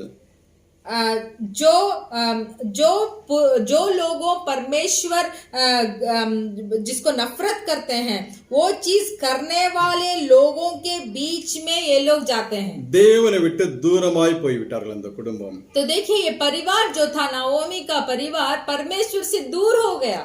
நீங்க கீழே உள்ள வசனங்களை வாசிங்கன்னா, आप नीचे का जो वचन को अगर आप पढ़ेंगे, முதலாவது நகோமியுடைய கணவன் மரித்து போகிறான். देखिए पहले नाओमी का पति मर गए, அதுக்கப்புறம் நகோமியோட 2 பிள்ளைகளும் ஆண் பிள்ளைகளும் மரித்து போகிறார்கள். और नाओमी का 2 पुत्र जो थे वो भी मर गए। எல்லாவற்றையும் இழந்து तो सबको खोकर தனித்தவளாக நின்று கொண்டிருக்கிறார். अकेली खड़ी है। வாசிக்கலாம் 5வது வசனத்தை வாசிக்கலாம். हम उसका 5वां वचन को पढ़ेंगे। पहला अध्याय का 5वां वचन। जब महलोन और किलियोन दोनों मर गए, तब नओमी अपने दोनों पुत्रों और पति से रहित हो गई। இங்க நகோமி தன் பிள்ளைகளையும் தன் புருஷனையும் இழந்து தனித்தவளானாள். तो यहाँ देखिए, नओमी अपने पति और पुत्र को खोकर अकेली खड़ी हो गई। தேவனை விட்டு தூரமாய் போனது நிமித்தம், परमेश्वर से दूर हो गए। इसीलिए எப்படி இந்த இளைய குமாரன் தகப்பனிடத்தில் ஆசையை பெற்றுக்கொண்டு தூர தேசத்துக்கு போய், जैसे ये छोटा पुत्र अपने पिता से सब संपत्ति को लेकर दूर देश को चला जाता है எல்லாவற்றையும் இழந்தது போல, और सब संपत्ति को खो भी देता है। நகோமி எல்லாவற்றையும் இழந்து நின்று கொண்டிருக்கிறார். और यहाँ देखिए, नहोमी भी सबको खोकर खड़ी है। நீ 6வது வசனத்தை வாசிக்கலாம். और इसके रूत का पहला अध्याय का 6वां वचन को देखिए। तब वह मोआब के देश में यह सुनकर कि यहोवा ने अपनी प्रजा के लोगों की सुधि लेके उन्हें भोजन वस्तु दी है, उस देश से अपने दोनों बहुओं समेत लौट जाने को चली। அடுத்த வசனம். अथवा अपने दोनों बहुओं समेत उस स्थान से जहां रहती थी निकली, और उन्होंने यहूदा देश को लौट जाने का मार्ग लिया। இப்ப நகோமி கேள்விப்படுகிறாள். अभी नहोमी सुनती है, இஸ்ரவேல் தேசத்துல கர்த்தர் அந்த ஜனங்களை போஷிக்கிறார். तो सुनती है कि इजराइल देश में यहोवा ने अपने प्रजा के लोगों की सुधि ले रहे हैं। உடனே ஒரு தீர்மானம் எடுக்கிறாள். फिर तुरंत सोचती है, நான் தேசத்துக்கு திரும்பி போவேன் என்று. और ऐसे निर्णय लेती है कि मैं मेरे देश को मैं चली जाऊंगी, தேவனோடு நெருங்கி ஜீவிக்க போகிறேன் என்று சொல்லி और मैं परमेश्वर के साथ में जीऊंगी बोलकर ஒரு தீர்மானத்தை எடுத்து एक निर्णय लेती है। திரும்பி வரும்படியாக எழுந்து फिर से लौट आने के लिए सोचती है, தன் 2 மருமக்களோட திரும்புகிறாள். और अपने दोनों बहुओं के समेत तो लौट जाने को चलती है। ஒருத்தி தன் குடும்பத்தோட போய் விடுவாள். उसमें से एक बहू क्या करती है, वो अपने परिवार के पास चली जाती है। ரூத் நகோமியை பற்றிக்கொண்டு இஸ்ரவேல் தேசத்துக்கு வருவாள். फिर भी रूत क्या करती है, नहोमी के पास ही रहकर इजराइल देश को पहुंचती है। இப்போ ஒன்றும் இல்லாதவளாக வெறுமையாக நகோமி திரும்பி தன் சொந்த தேசத்துக்கு வருகிறாள். तो देखिए, नहोमी के पास कुछ भी नहीं था, धन नहीं था, संपत्ति नहीं था, कुछ भी नहीं था। अपने बहू के साथ फिर कुछ खाली हाथ फिर से इजराइल देश को लौटती है। இப்ப தேவன் அவளை ஆசீர்வதிக்க நாம் பார்க்கலாமா? तो अभी हम देखेंगे कि परमेश्वर ने नहोमी को कैसे आशीर्वाद किया। 4ஆம் அதிகாரம் 13-15 वரை உள்ள வசனங்கள். तो देखिए वही रूत का पुस्तक का 4था अध्याय का 13 से लेकर 16 तक है, 15 तक हम पढ़ेंगे। तब बोआज ने रूत से विवाह कर लिया और वह उसकी पत्नी हो गई, और जब वह उसके पास गया तब यहोवा की दया से उसको गर्भ रहा और उसका एक बेटा उत्पन्न हुआ। तब स्त्रियों ने नहोमी से कहा, यहोवा धन्य है जिसने तुझे आज छुड़ाने वाले कुटुंबी के बिना नहीं छोड़ा। इज़राइल में इसका बड़ा नाम हो, और यह तेरा जी में जी ले आने वाला और तेरा बुढ़ापे में पालने वाला हो, क्योंकि तेरी बहू जो तुझसे प्रेम रखती है और 7 बेटों से भी तेरे लिए श्रेष्ठ है, उसी का यह बेटा है। ஹல்லேலூயா. हालेलुया। வசனம் அழகா சொல்லுகிறது. यहाँ वचन बहुत सुंदर से बता रहा है। அந்த ஊர் ஜனங்கள் எல்லாம் நகோமியை பார்த்து சொல்லுகிறார்கள். वो सब गांव वाले ने नहोमी को देखकर बताया। 15வது வசனத்துல 15वां वचन में உன்னை சிநேகித்து तुझसे प्रेम करके 7 குமாரரை பார்க்கிலும் तुझसे प्रेम रखने वाले 7 बेटों से भी உனக்கு அருமையாய் இருக்கிற உன் மருமகள் அவனை பெற்றாளே என்று சொல்லி அங்க சொல்லுகிறார்கள். तो देखिए, और यह तेरी जी में जी ले आने वाले और तेरे बुढ़ापे में पाने वाला हो, क्योंकि तेरी बहू जो तुझसे प्रेम रखती और 7 बेटों से भी तेरे लिए श्रेष्ठ है, उसका यह बेटा है। हालेलुया. हालेलुया। முந்தின ஆசீர்வாதம் 2 பசங்க, 2 ஆண் பிள்ளைகள். पहला आशीर्वाद को देखिए 2 पुत्र थे नहोमी का। தேவனிடத்தில் திரும்பி வரும்போது फिर भी जब वो मोआब देश से इजराइल देश यानी कि परमेश्वर के पास जब वो लौट जाती है, அவளுடைய பிந்தின ஆசீர்வாதத்தை பாத்தீங்கன்னா तो देखिए उसका पिछला आशीर्वाद को, आने वाले आशीर्वाद को देखिए। 7 ஆண் பிள்ளைகளை காட்டிலும் விசேஷித்த ஒரு ஆசீர்வாதத்தை அவர் பெற்றுக்கொண்டார். 7 बेटों से भी एक विशेष आशीर्वाद को नहोमी ने प्राप्त किया। அந்தளவாய் தேவன் ரூத்தை ஆசீர்வதித்தார். इतना तक परमेश्वर ने रूत को आशीर्वाद किया। அதன் மூலம் उसके द्वारा அந்த இஸ்ரவேல் தேசத்துல उस इजराइल देश में அந்த நகோமியோட சந்ததி, அந்த வம்சவழி வந்து கொண்டிருக்கிறது. वो नहोमी का जो संतान, जो वंश जो था, 14வது வசனத்துல வாசித்தால் 14 वचन में अगर हम पढ़ेंगे, तब स्त्रियों ने नहोमी से कहा, यहोवा धन्य है जिसने तुझे आज छुड़ाने वाले कुटुंबी के बिना नहीं छोड़ा, इजराइल में इसका बड़ा नाम हो। இந்த சுதந்திரவாளி அற்று போகாதபடிக்கு கர்த்தர் உனக்கு தயை செய்தார். देखिए, छुड़ाने वाला कुटुंबी के बिना नहीं छोड़ा, प्रभु ने तुझे आशीर्वाद किया। அது மாத்திரமல்ல, सिर्फ वही नहीं, இஸ்ரவேல் தேசத்துல இவன் பெரியவனாக இருப்பான் என்று சொல்லி அங்க ஆசீர்வதிக்கிறார். सिर्फ वही आशीर्वाद नहीं, ये बेटा जो था, जो है वो इजराइल में इसका नाम बड़ा होगा बोले। வாசிக்கலாம். 17வது वचनத்தை வாசிங்க. उसमें 17 वचन को हम पढ़ेंगे। और उसकी पड़ोसिनों ने यह कहकर नहोमी के एक बेटा उत्पन्न हुआ है, लड़के का नाम ओबेद रखा। ईशो का पिता और दाऊद का दादा वही हुआ। हालेलुया. हालेलुया। தாவீது எவ்வளவு பெரிய ஒரு ராஜா என்று நமக்கு நன்றாக தெரியும். दाऊद कितना बड़ा राजा हमें मालूम है। தாவீதுடைய தாத்தா தான் ஓபேத். दाऊद का दादाजी थे ओबेद। கொஞ்சம் யோசிச்சு பாருங்களேன். थोड़ा सोच कर देखिए ना, தேவனை விட்டு தூரமாய் போனால், अगर हम परमेश्वर से दूर हो जाएंगे, எல்லாவற்றையும் இழந்தால், सबको छोड़ देंगे, ஆனால் ஒரு தீர்மானத்தை எடுத்து, फिर भी देखिए नहोमी परमेश्वर से दूर होकर सबको खो दी, फिर भी एक निर्णय लेकर எல்லாவற்றையும் விட்டுட்டு सबको छोड़कर தன் சொந்த தேசத்துக்கு போகும்படியாக अपने खुद का देश को लौट जाने के लिए வந்தபோது, जब वो इजराइल देश में आती है, தேவன் அந்த தேசத்துல விசேஷித்த ஒரு ஆசீர்வாதத்தை அவளுக்கு கொடுத்து ஆசீர்வதித்தார். तब परमेश्वर ने उस इजराइल देश में नहोमी को एक विशेष आशीर्वाद दिया। நான் நினைக்கிறேன், நகோமி போல நீங்க யாரும் அந்த அளவு இந்த நாட்கள் ஆசீர்வாதத்தை இழக்கவில்லை.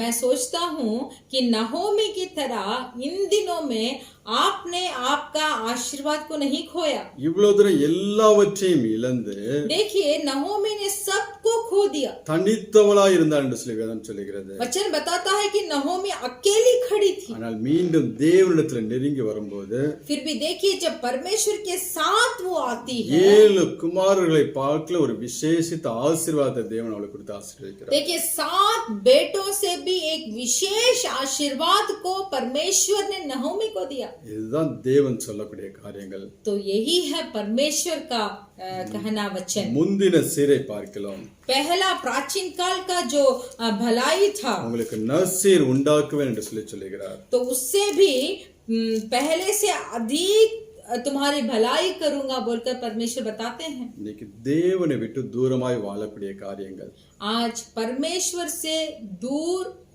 होने वाला जो कार्य काम है, எந்தெந்த பாவங்கள் உங்களை அடிமைப்படுத்தி இருக்கிறதோ कौन सा पाप आपको दास्तव बना रखा है, அதையெல்லாம் அருவருத்து வெறுத்து उसके ऊपर एक घृणा को लेके आइए, नफरत कीजिए. நீங்க விட்டு எழும்பும்போது उसको सब छोड़कर जब आप खड़े हो जाएंगे, தேவன் நற்சீர் உண்டாகும்படியாக செய்வார். तब परमेश्वर आपकी जिंदगी में जरूर भलाई करेंगे. நகோமி ஆசீர்வாதத்தை அதே தேவன் தான் नओमी को आशीर्वाद किया वही परमेश्वर இன்றைக்கு நம்மளையும் ஆசீர்வதிக்க வல்லமை உள்ளவராக आज இருக்கிறார். हमें भी आशीर्वाद करने के लिए सामर्थ्यशाली है. விபச்சாரங்கள், व्यभिचार வேசித்தனங்கள், और விபச்சாரம், देखिए व्यभिचार இன்னும் குடி மது போதைகள், और जो दारू जब पीते हैं, இன்னும் சினிமா பார்க்கிறது, और भी जो सिनेमा को देखते हैं, இன்னும் விக்கிரக ஆராதனை இருப்பது, और जो मूर्ति पूजा करते हैं, பொருளாசையில் இருக்கிறது, और जो बहुत धन संपत्ति सब इकट्ठा करने के लिए लालसा रखते हैं, செபிக்காமல் இருப்பது, और जब प्रार्थना नहीं करेंगे, வேதத்தை வாசிக்காமல் இருப்பது, और जब हम वचन नहीं पढ़ेंगे, எல்லாம் விட்டு வெளியே வாங்க. तो इस सब चीजों को छोड़कर आप बाहर आइए. எதையெல்லாம் உங்க இருதயம் தேவனுக்கு தூரமாய் காணப்படுகிறதோ, आप ऐसे सोचते हैं जो जो काम आपको परमेश्वर से दूर रखता है, அது எல்லாம் விட்டு நீ எழும்புனீங்கன்னா जब आप उसको सब छोड़कर अगर आप उठेंगे तो கண்டிப்பா தேவன் உங்களை ரெட்டிப்பான ஒரு ஆசீர்வாதத்துக்குள்ள நடத்துவார். तो जरूर परमेश्वर आपको एक दुगना आशीर्वाद में अगुवाई करेंगे. இந்த இளையகுமார் நாம் பத்தி வாசிச்சோம். हम इस छोटा पुत्र के बारे में हम लोग ने पढ़ा. அவன் தூரம் போய் எல்லாவற்றையும் இழந்து விட்டான். वो दूर जाकर सब संपत्ति को खो देता है. மீண்டும் தகப்பனத்துல வரும்போது जब वो फिर से अपने पिता के पास लौट आता है, வாசிக்கலாம் லூக்கா 15:20. हम पढ़ेंगे लूका पुस्तक 15वां अध्याय उसका 20वां वचन. तब वह उठकर अपने पिता के पास चला. वह अभी दूर ही था कि उसके पिता ने उसे देखकर तरस खाया और दौड़कर उसे गले लगाया और बहुत चूमा. ஹல்லேலூயா. हालेलुया. அவன் தீர்மானம் எடுத்து தேவனிடத்தில் திரும்பி வரும்போது जब वो निर्णय लेता है और परमेश्वर के पास लौटता है, தகப்பன் அவனை கண்டு पर उसका पिता उसे देखा, அவன் மேல் மனதுருகி तरस खाया ஓடி और दौड़कर அவன் கழுத்தை கட்டிக்கொண்டு उसे गले लगाया அவனை முத்தம் செய்தான். और बहुत चूमा. 5 காரியங்கள் 5 மெசேஜா நாம் எடுக்கலாம். देखिए इसका जो कहा गया 5 कार्य जो है, देखा, तरस खाया, दौड़ा, गले लगाया और चूमा, ये 5 कार्य के बारे में 5 अलग अलग संदेश को हम दे सकते हैं. இன்னைக்கு நாமும் தேவனிடத்தில் திரும்பி வரும்போது अगर आज हम परमेश्वर के पास लौटेंगे ஆண்டவருடைய மனதுருக்கம் நம்முடைய வாழ்க்கையில வெளிப்படும். तो परमेश्वर का तरस हमारा जिंदगी में आएगा. இன்னைக்கு अनेகர் பாத்தீங்கன்னா आज बहुतों को देखेंगे तो பாவம் செய்து தூரமாய் வாழ்ந்து கொண்டிருக்கிறார்கள். पाप कर दूर हो गए. தேவன் அவர்களை பார்க்கும்படியாக परमेश्वर उन्हें देखने के लिए தேவ சமூகத்துக்கு போறது கிடையாது. परमेश्वर के सम्मुख में वो नहीं जाते. ஆதாமை பாத்தீங்கன்னா आदम को अगर आप देखेंगे, அவன் பாவம் செய்து वो पाप किया. தன்னை ஒழித்து கொண்டான் என்று சொல்லி வேதம் சொல்கிறது. वचन बताता है कि आदम ने पाप कर अपने आप को छिपा लिया. தேவன் ஆதாமை எங்க இருக்கான் என்று சொல்லி தேடும்படியாக அவன் தன்னை மறைத்துக் கொண்டான். परमेश्वर आकर आदम तू कहाँ है बोलकर ढूंढते हैं, इस तरीके से अपने आप को छिपा लिया. இந்த பேதுருவை பாருங்க, फिर भी पतरस को देखिए, ஆண்டவரே இயேசு கிறிஸ்துவை 3 முறை மறுதலிக்கிறான். परमेश्वर यीशु मसीह को 3 बार इनकार किया, ஆனாலும் ஆண்டவருடைய பார்வையில் வந்து விழுகிறான். फिर भी देखिए परमेश्वर के नजरों पर पतरस आके घिरा, ஆண்டவர் அவனை திரும்பி பார்க்கிறார். परमेश्वर उसे मुड़कर देखते हैं. பேதுரு மனம் கசந்து அழ ஆரம்பிக்கிறான். तब पतरस जो थे वो बहुत दुख होकर रोने लगे. அப்பொழுது அவனுடைய பாவங்கள் எல்லாம் மன்னிக்கப்பட்டுச்சு. उसी क्षण पतरस का सारे पाप क्षमा किया गया. தாவீதை பாருங்க, दाऊद को देखिए, தேவனுக்கு விரோதமான ஒரு பாவத்தை செய்கிறான். परमेश्वर का विरोध एक पाप को किया, ஒரு மனுஷனை கொலை செய்கிறான். एक मनुष्य का घात किया. அது என்னைக்கு பாவம் என்று சொல்லி உணர்த்தப்பட்டானோ, जब उसको मालूम पड़ा कि जो काम उसने किया वो पाप है, உடனே தேவ சமூகத்துக்கு ஓடி போய் तुरंत परमेश्वर के सम्मुख में दौड़कर தேவன் தன்னை பார்க்கும்படியாக परमेश्वर उसे देखने के तरह அவருடைய சமூகத்தில் விழுந்து அழுகிறவனாக परमेश्वर के सम्मुख में घिर कर रोकर காணப்படுகிறான். वैसे करता है. இன்னைக்கு அநேக பிள்ளைகள் आज बहुत लोग தேவனுக்கு விரோதமாய் பாவம் செய்து परमेश्वर के विरुद्ध पाप करते हैं, ரொம்ப தூரமாய் போய் விடுகிறார்கள். बहुत दूर चले जाते हैं. கண்பான தேவ பிள்ளைகளே, मेरे प्रिय भाइयों இந்த बहनों, பூமியில இருக்கிற வரைக்கும் जब तक हम इस संसार में हैं, பிசாசு நம்மளை எதிர்த்து போராடி கொண்டே இருப்பான். शैतान हमारे विरुद्ध लड़ेगा. ஏதாவது ஒரு வகையில நமக்கு தந்திரங்களை செய்து நம்மளை விழ தள்ளுவான். कुछ तो उपाय को सोचकर हमें परेशानी देगा. உடனே நாம் தேவ சமூகத்துக்கு ஓடுகிற பிள்ளைகளாக இருக்க வேண்டும். तुरंत हमें परमेश्वर के सम्मुख में दौड़कर जाना चाहिए. ஆண்டவரை விட்டு தூரம் ஓடி விடக்கூடாது. परमेश्वर से हमें दूर दौड़ना नहीं है. நீ மீண்டும் மீண்டும் தேவ சமூகத்துல போய் விழும்போது आप फिर से जाकर परमेश्वर के सम्मुख में जब आप घिरेंगे, ஆண்டவர் மேல் மனம் இறங்கக்கூடியவராக तब இருக்கிறார். परमेश्वर आपके ऊपर तरस खाएंगे. அவருக்கு முன்பதாக போய் நிக்க வேண்டும்.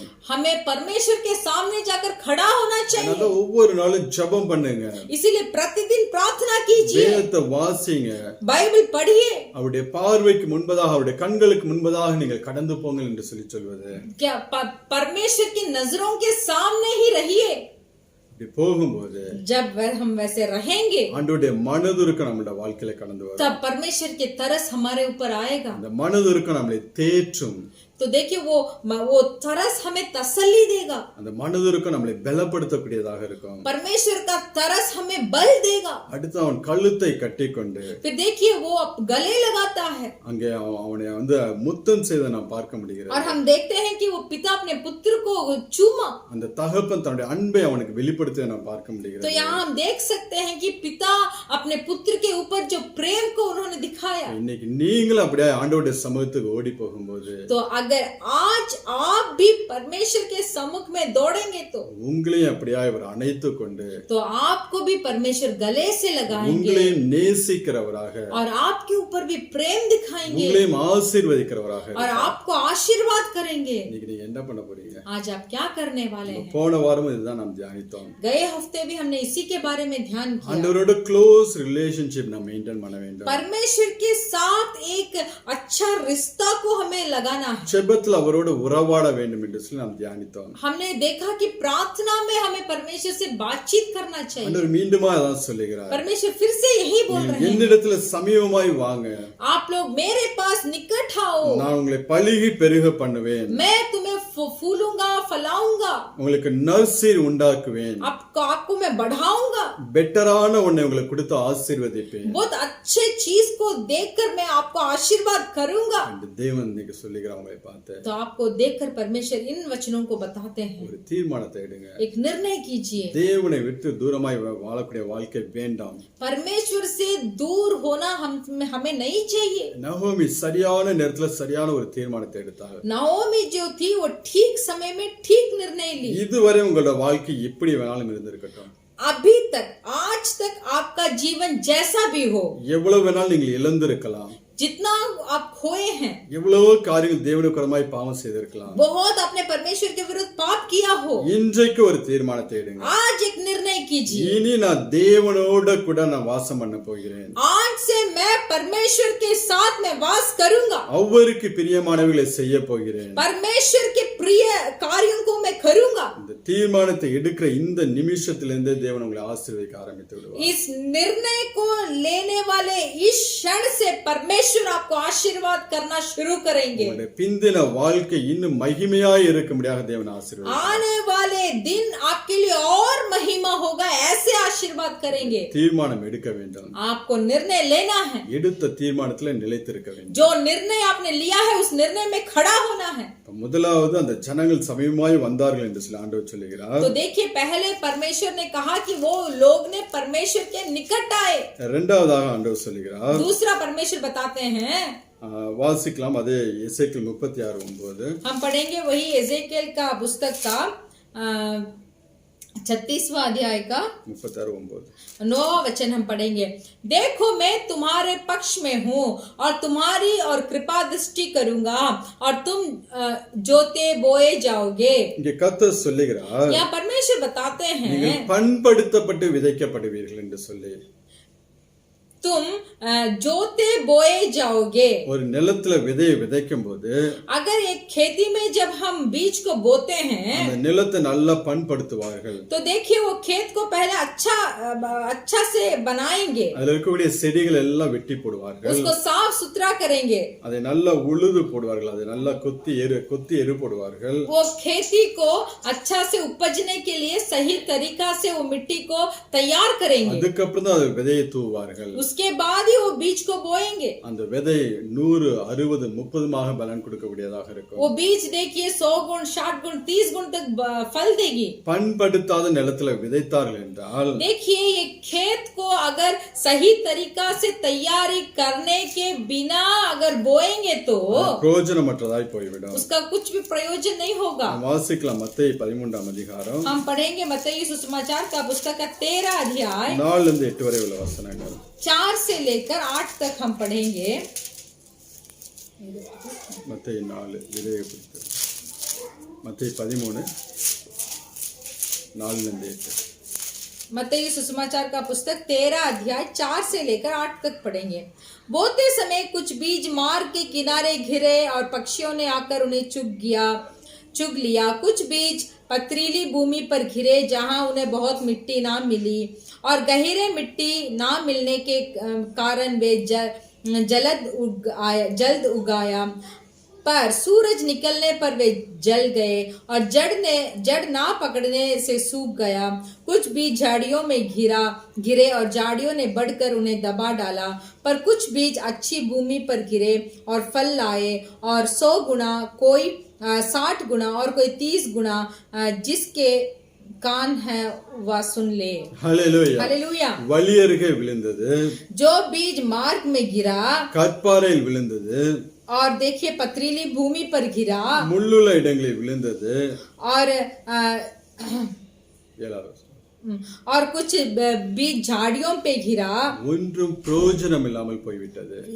ये इन जगह पे जो बीज गिरा उसमें कुछ प्रयोजन नहीं था. நல்ல நிலத்துல விழுந்தது. फिर भी जो बीज अच्छी भूमि पर गिरे 100, 60, 30 பலன் கொடுக்கிறதாக இருந்துச்சு. वो 100, 60 और 30 गुण प्रतिफल दिया. இப்ப நம்மளையும் தேவன் என்ன பண்ணுவார்? பண்படுத்துவார். तो देखिए हमें भी परमेश्वर एक अच्छी भूमि बनाएंगे. தேவன் நம்மளை பக்குவப்படுத்துவார். परमेश्वर हमें तैयारी करेंगे. நம்முடைய வாயின் வார்த்தைகள் பக்குவமாக வர வேண்டும். हमारे मुंह में जो शब्द निकलती है वो सही तरीके से अच्छे से निकलना चाहिए. அடுத்தவர்களை வேதனைப்படுத்தும்படியாக, दूसरों को घायल करने के तरह, அடுத்தவர்களை குற்றப்படுத்தும்படியாக பேசக்கூடாது. दूसरों को गुनहगार ठहराने की तरह हमें नहीं रहना चाहिए. நாம் செய்யக்கூடிய காரியங்களும் அந்த பக்குவத்தோடு நாம் செய்ய வேண்டும். जो काम को हम करते हैं उसे भी हमें थोड़ा शांत से ठीक तरीके से करना है.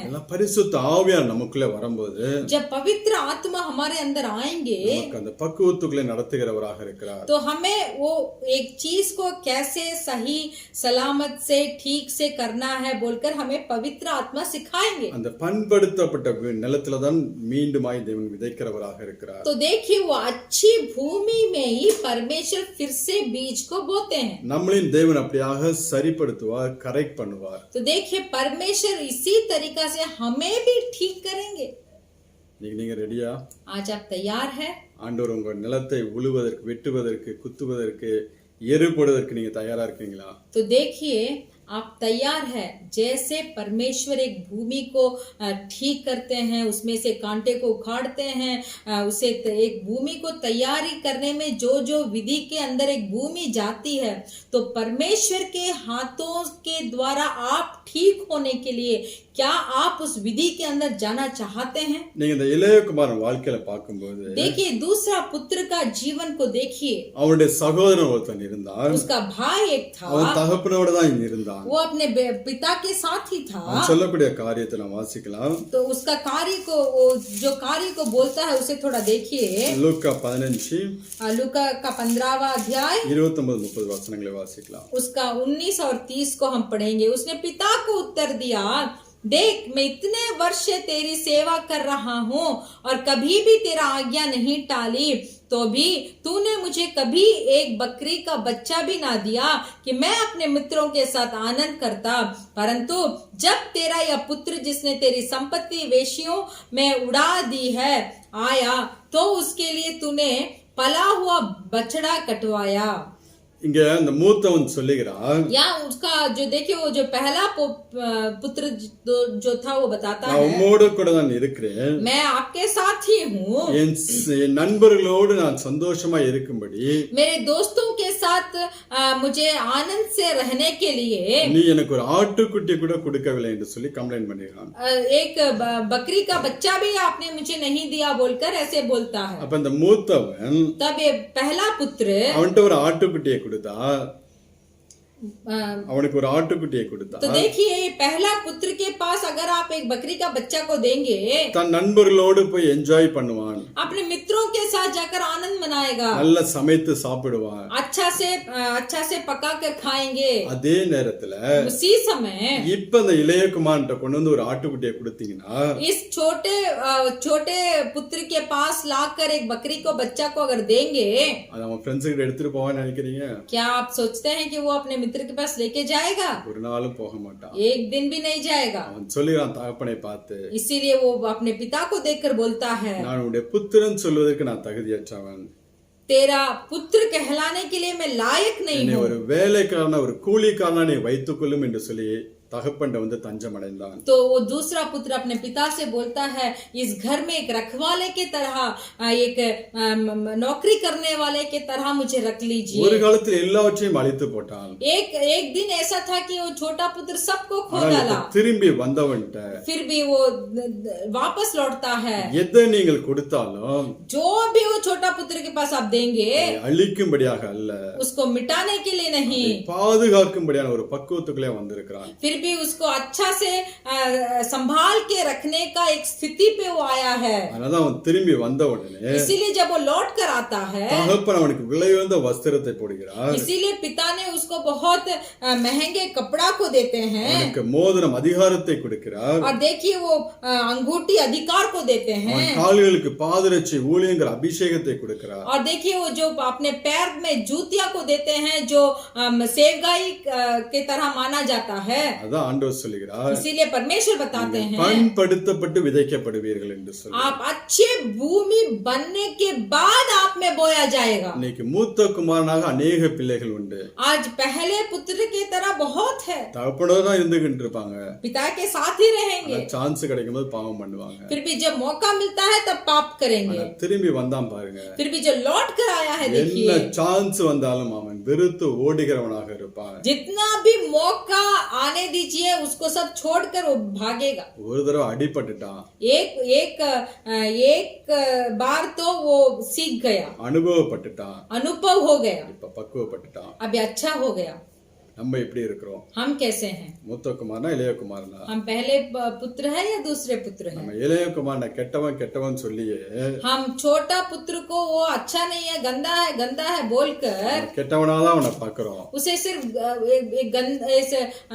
क्या बोलते हैं, एक गंदा लड़का के तरह ही उसे देखते हैं। திரும்பி வந்த அவன் தான் பெஸ்ட்.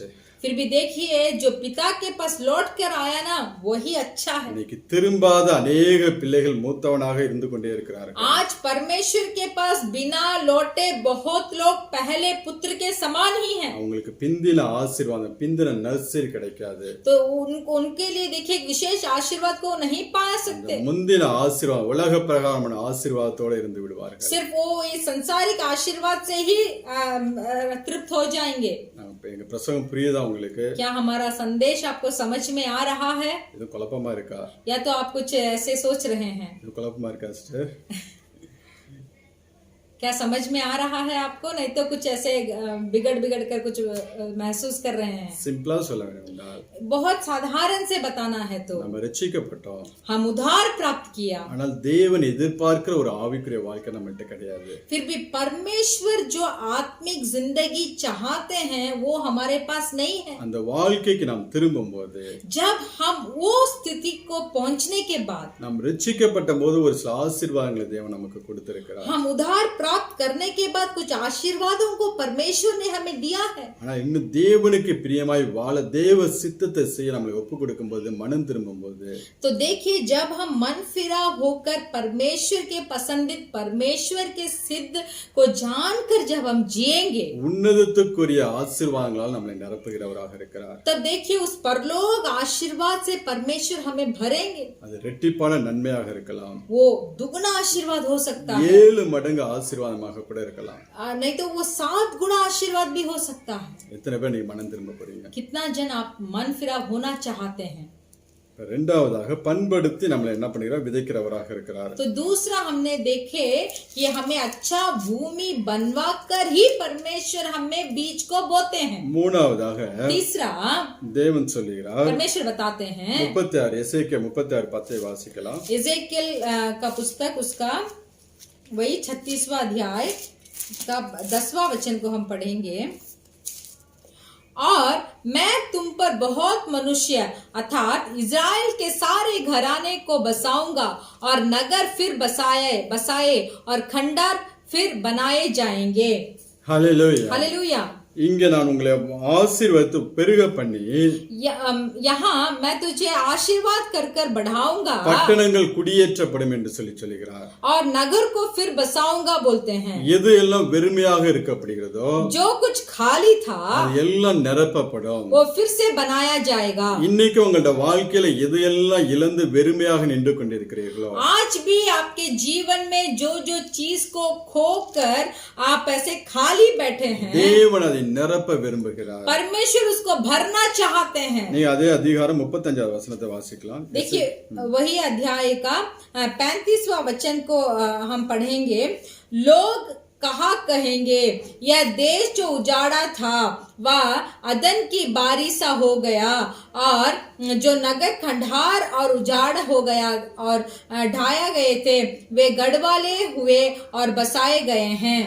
இங்கே நிர்மலமாய் இருந்த பட்டணங்கள் எல்லாம் यहाँ जो जो नगर बिगड़ा था தேவன் மீண்டும் குடியேற்றுகிறவராக இருக்கிறார். परमेश्वर फिर से उसमें बसना चाहते हैं। குறைவுகளை நிறைவாக்குகிறவராக இருக்கிறார். जो सब घटियों को बहुतायत करना चाहते हैं। இதுதான் நீங்க இளையகுமாரோட வாழ்க்கையில பார்க்கலாம். तो यही इसी चीज को आप छोटे पुत्र के जीवन में देख सकते हैं। அவன் உலக ஆசீர்வாதத்தை பிரித்துக்கொண்டு தேவனை விட்டு தூரம் போனான். वो संसारिक आशीर्वाद को लेकर परमेश्वर से दूर चला गया। ஆனால் திரும்பி வரும்போது फिर भी जब वो लौट आता है, அவனுக்கு குறைவாக அவனுக்கு கொடுக்க வேண்டிய ஆசீர்வாதங்கள், जो आशीर्वाद उसे पाना था, வெளியேற பெற்ற வஸ்திரம், वो जो महंगा कपड़े जो थे, மோதிரம், वो जो अंगूठी जो था, பாதரட்சியை கொடுத்து தேவன் ஆசீர்வதிக்கிறவராக இருக்கிறார். और वो जूतियों को देखकर परमेश्वर ने उसे आशीर्वाद किया। இன்னைக்கு நீங்க எந்தெந்த காரியங்களை குறைவுபட்டு இருக்கிறீர்களோ, आज आप जो जो चीज में आप कमी महसूस करते हैं, தேவன் அதை நிரப்புகிறவராக இருக்கிறார். परमेश्वर उस कमियों को भरना चाहते हैं। அடுத்து கடைசியாக அதே அதிகாரத்துல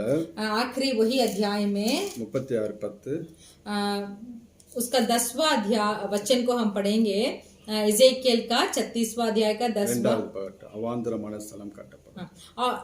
देखिए खंडहर फिर बनाए जाएंगे और मैं तुम पर बहुत मनुष्य अर्थात इज़राइल के सारे घराने को बसाऊंगा और नगर फिर बसाए और खंडहर फिर बनाए जाएंगे। அவாந்தரமான ஸ்தலங்கள் கட்டப்படும் என்று சொல்லி தேவன் சொல்லுகிறார். यहाँ परमेश्वर बताते हैं कि खंडहर फिर बनाए जाएंगे. உங்களுடைய வாழ்க்கையை தேவன் மீண்டுமாய் கட்டுவித்து आपके जीवन को परमेश्वर फिर से बनाएंगे. மேல தாளத்தோடு நீங்கள் தேவனுடைய ஆலயத்துக்கு சந்நிதிக்கு வரும்படியாக தேவன் செய்ய போகிறவராக இருக்கிறார். और मेल और ताल बजाकर आप परमेश्वर के सम्मुख में आएंगे. அதே அதிகாரம் 36வது வசனத்தை நாம் வாசிக்கலாம். वही अध्याय में देखिए 36 देखिए 36वां वचन, जब जो जातियां तुम्हारे आसपास बची रहेगी वे जान लेंगे कि मुझे यहोवा ने ढाए हुए को फिर बनाया और उजाड़ में पेड़ रोपे हैं। मुझे यहोवा ने यह कहा और ऐसे ही करूंगा। परमेश्वर यहोवा यों कहता है, इज़राइल के घराने में फिर मुझसे विनती की जाएगी कि मैं उनके लिए यह करूंगा, अर्थात मैं उनमें मनुष्य की गिनती भेड़ बकरियां के समान बढ़ाऊंगा।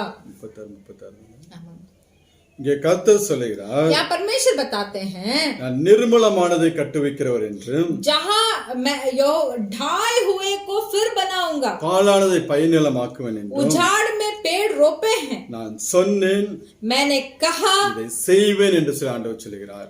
ऐसा ही करूंगा बोलकर यहोवा बताते हैं। இன்றைக்கு உங்களுடைய வாழ்க்கையிலும் आज आपके जीवन में எத்தனை பேர் இந்த வார்த்தைக்கு நீங்க உங்களை ஒப்பு கொடுக்கிறீர்களோ, कितने आप इस वचन के लिए अपने आप को अगर आप समर्पण करते हैं ஆண்டவர்கிட்ட திரும்பி வரும்படியாக परमेश्वर के पास फिर लौट के आने के लिए, இந்த வாழ்க்கையை மறுசீரமைக்க போகிறீர்களோ, अगर आपके जीवन को फिर से आप बदलना चाहते हैं, அத்தனை பேருடைய வாழ்க்கையிலும் उतने जन का जीवन தேவன் ஒரு நற்சீர் உண்டாகும்படியாக செய்ய போகிறார். उनके जिंदगी में ये चीज को जो कहा था फिर से परमेश्वर के पास आग मन फिरा होकर आएंगे तो उनके जिंदगी में परमेश्वर फिर से बढ़ाई करेंगे। இங்க லூக்கா 15ஆம் அதிகாரம் 24வது வாசனம் நாம் ஜெபிக்கலாம். यहाँ लूका सुसमाचार का पुस्तक का 15वां अध्याय का 24 वचन को पढ़कर हम प्रार्थना करेंगे। क्योंकि मेरा यह पुत्र मर गया था फिर जी गया है, खो गया था अब मिल गया है, और वे आनंद करने लगे। இங்க சொல்லுற ஆண்டவர், यहाँ परमेश्वर बोलते हैं இவன் மரித்தான், ये मर गया था திரும்பவும் உயிர்ப்பித்தான், फिर से जी उठा, காணாமல் போனான், खो गया था திரும்பவும் காணப்பட்டான். अब मिल गया है। இதுதான் கட்டப்படுகிற அனுபவம். यही है परमेश्वर ने बनना। தேவன் இன்றைக்கு உங்களுடைய வாழ்க்கையும் அப்படியே கட்டி ஆசீர்வதிக்க விரும்புகிறார். परमेश्वर आज भी आपके जीवन को बनाना चाहते हैं। என் வாழ்க்கை இப்படி இருந்தா நல்லா இருக்குமே, இதெல்லாம் இழந்துட்டேனே என்று சொல்லிக் கொண்டிருக்கிறவர்களே, अगर आप ऐसे बोलते हैं कि मेरा जिंदगी में ये सब मैंने खो दिया, इस तरीके से रहता है तो भला होता। இன்னைக்கு தேவனிடத்தில் நீங்க திரும்பி வரும்போது, अगर आज आप परमेश्वर के पास फिर से वापस आएंगे, முந்தின ஆசீர்வாதத்தை காட்டிலும் पहले जो आपको आशीर्वाद था இரட்டிப்பான ஆசீர்வாதம், उससे भी दुगना आशीर्वाद 7 மடங்கான ஒரு ஆசீர்வாதத்தை और 7 गुना आशीर्वाद को தேவன் உங்களுக்கு கொடுத்து ஆசீர்வதிக்க போகிறார். परमेश्वर आपको देकर आशीर्वाद செய்ய करेंगे। வேண்டியதெல்லாம் ஒண்ணே ஒண்ணு, हमें एक ही चीज करना है, நீங்க தேவனிடத்தில் சமயமாய் வர வேண்டும். आपको परमेश्वर के पास निकट आना है। இஸ்ரவேல் ஜனங்கள் எப்படி சமயமாய் வந்தார்களோ, इजराइल लोग जैसे पास आए, தேவன் அவர்களை பண்படுத்தினார், परमेश्वर ने उन्हें अच्छा बनाया, அவருடைய வெறுமையான இடங்களில் எல்லாம் குடியேற்றினார், जहाँ वे ढा थे वहाँ भर गए थे, அவர்களை மீண்டுமாய் கட்டுவித்து ஆசீர்வதித்தார். फिर से परमेश्वर ने उन्हें बनाकर आशीर्वाद किया। அதே போல தேவன் உங்களுடைய வாழ்க்கையிலும் செய்ய விரும்புகிறார். वैसे ही परमेश्वर आपके जिंदगी में भी करना चाहते हैं। ஒப்பு கொடுப்பீங்களா? समर्पण कीजिए, செபிக்கலாம். हम प्रार्थना करेंगे। हालेलुया। मेरी जिंदगी की हर परेशानी में खुल जाता है आशा का द्वार। मेरी जिंदगी की हर परेशानी में खुल जाता है आशा का द्वार। कभी ना डरूंगा, कभी ना हटूंगा, चाहे जान भी देना पड़े।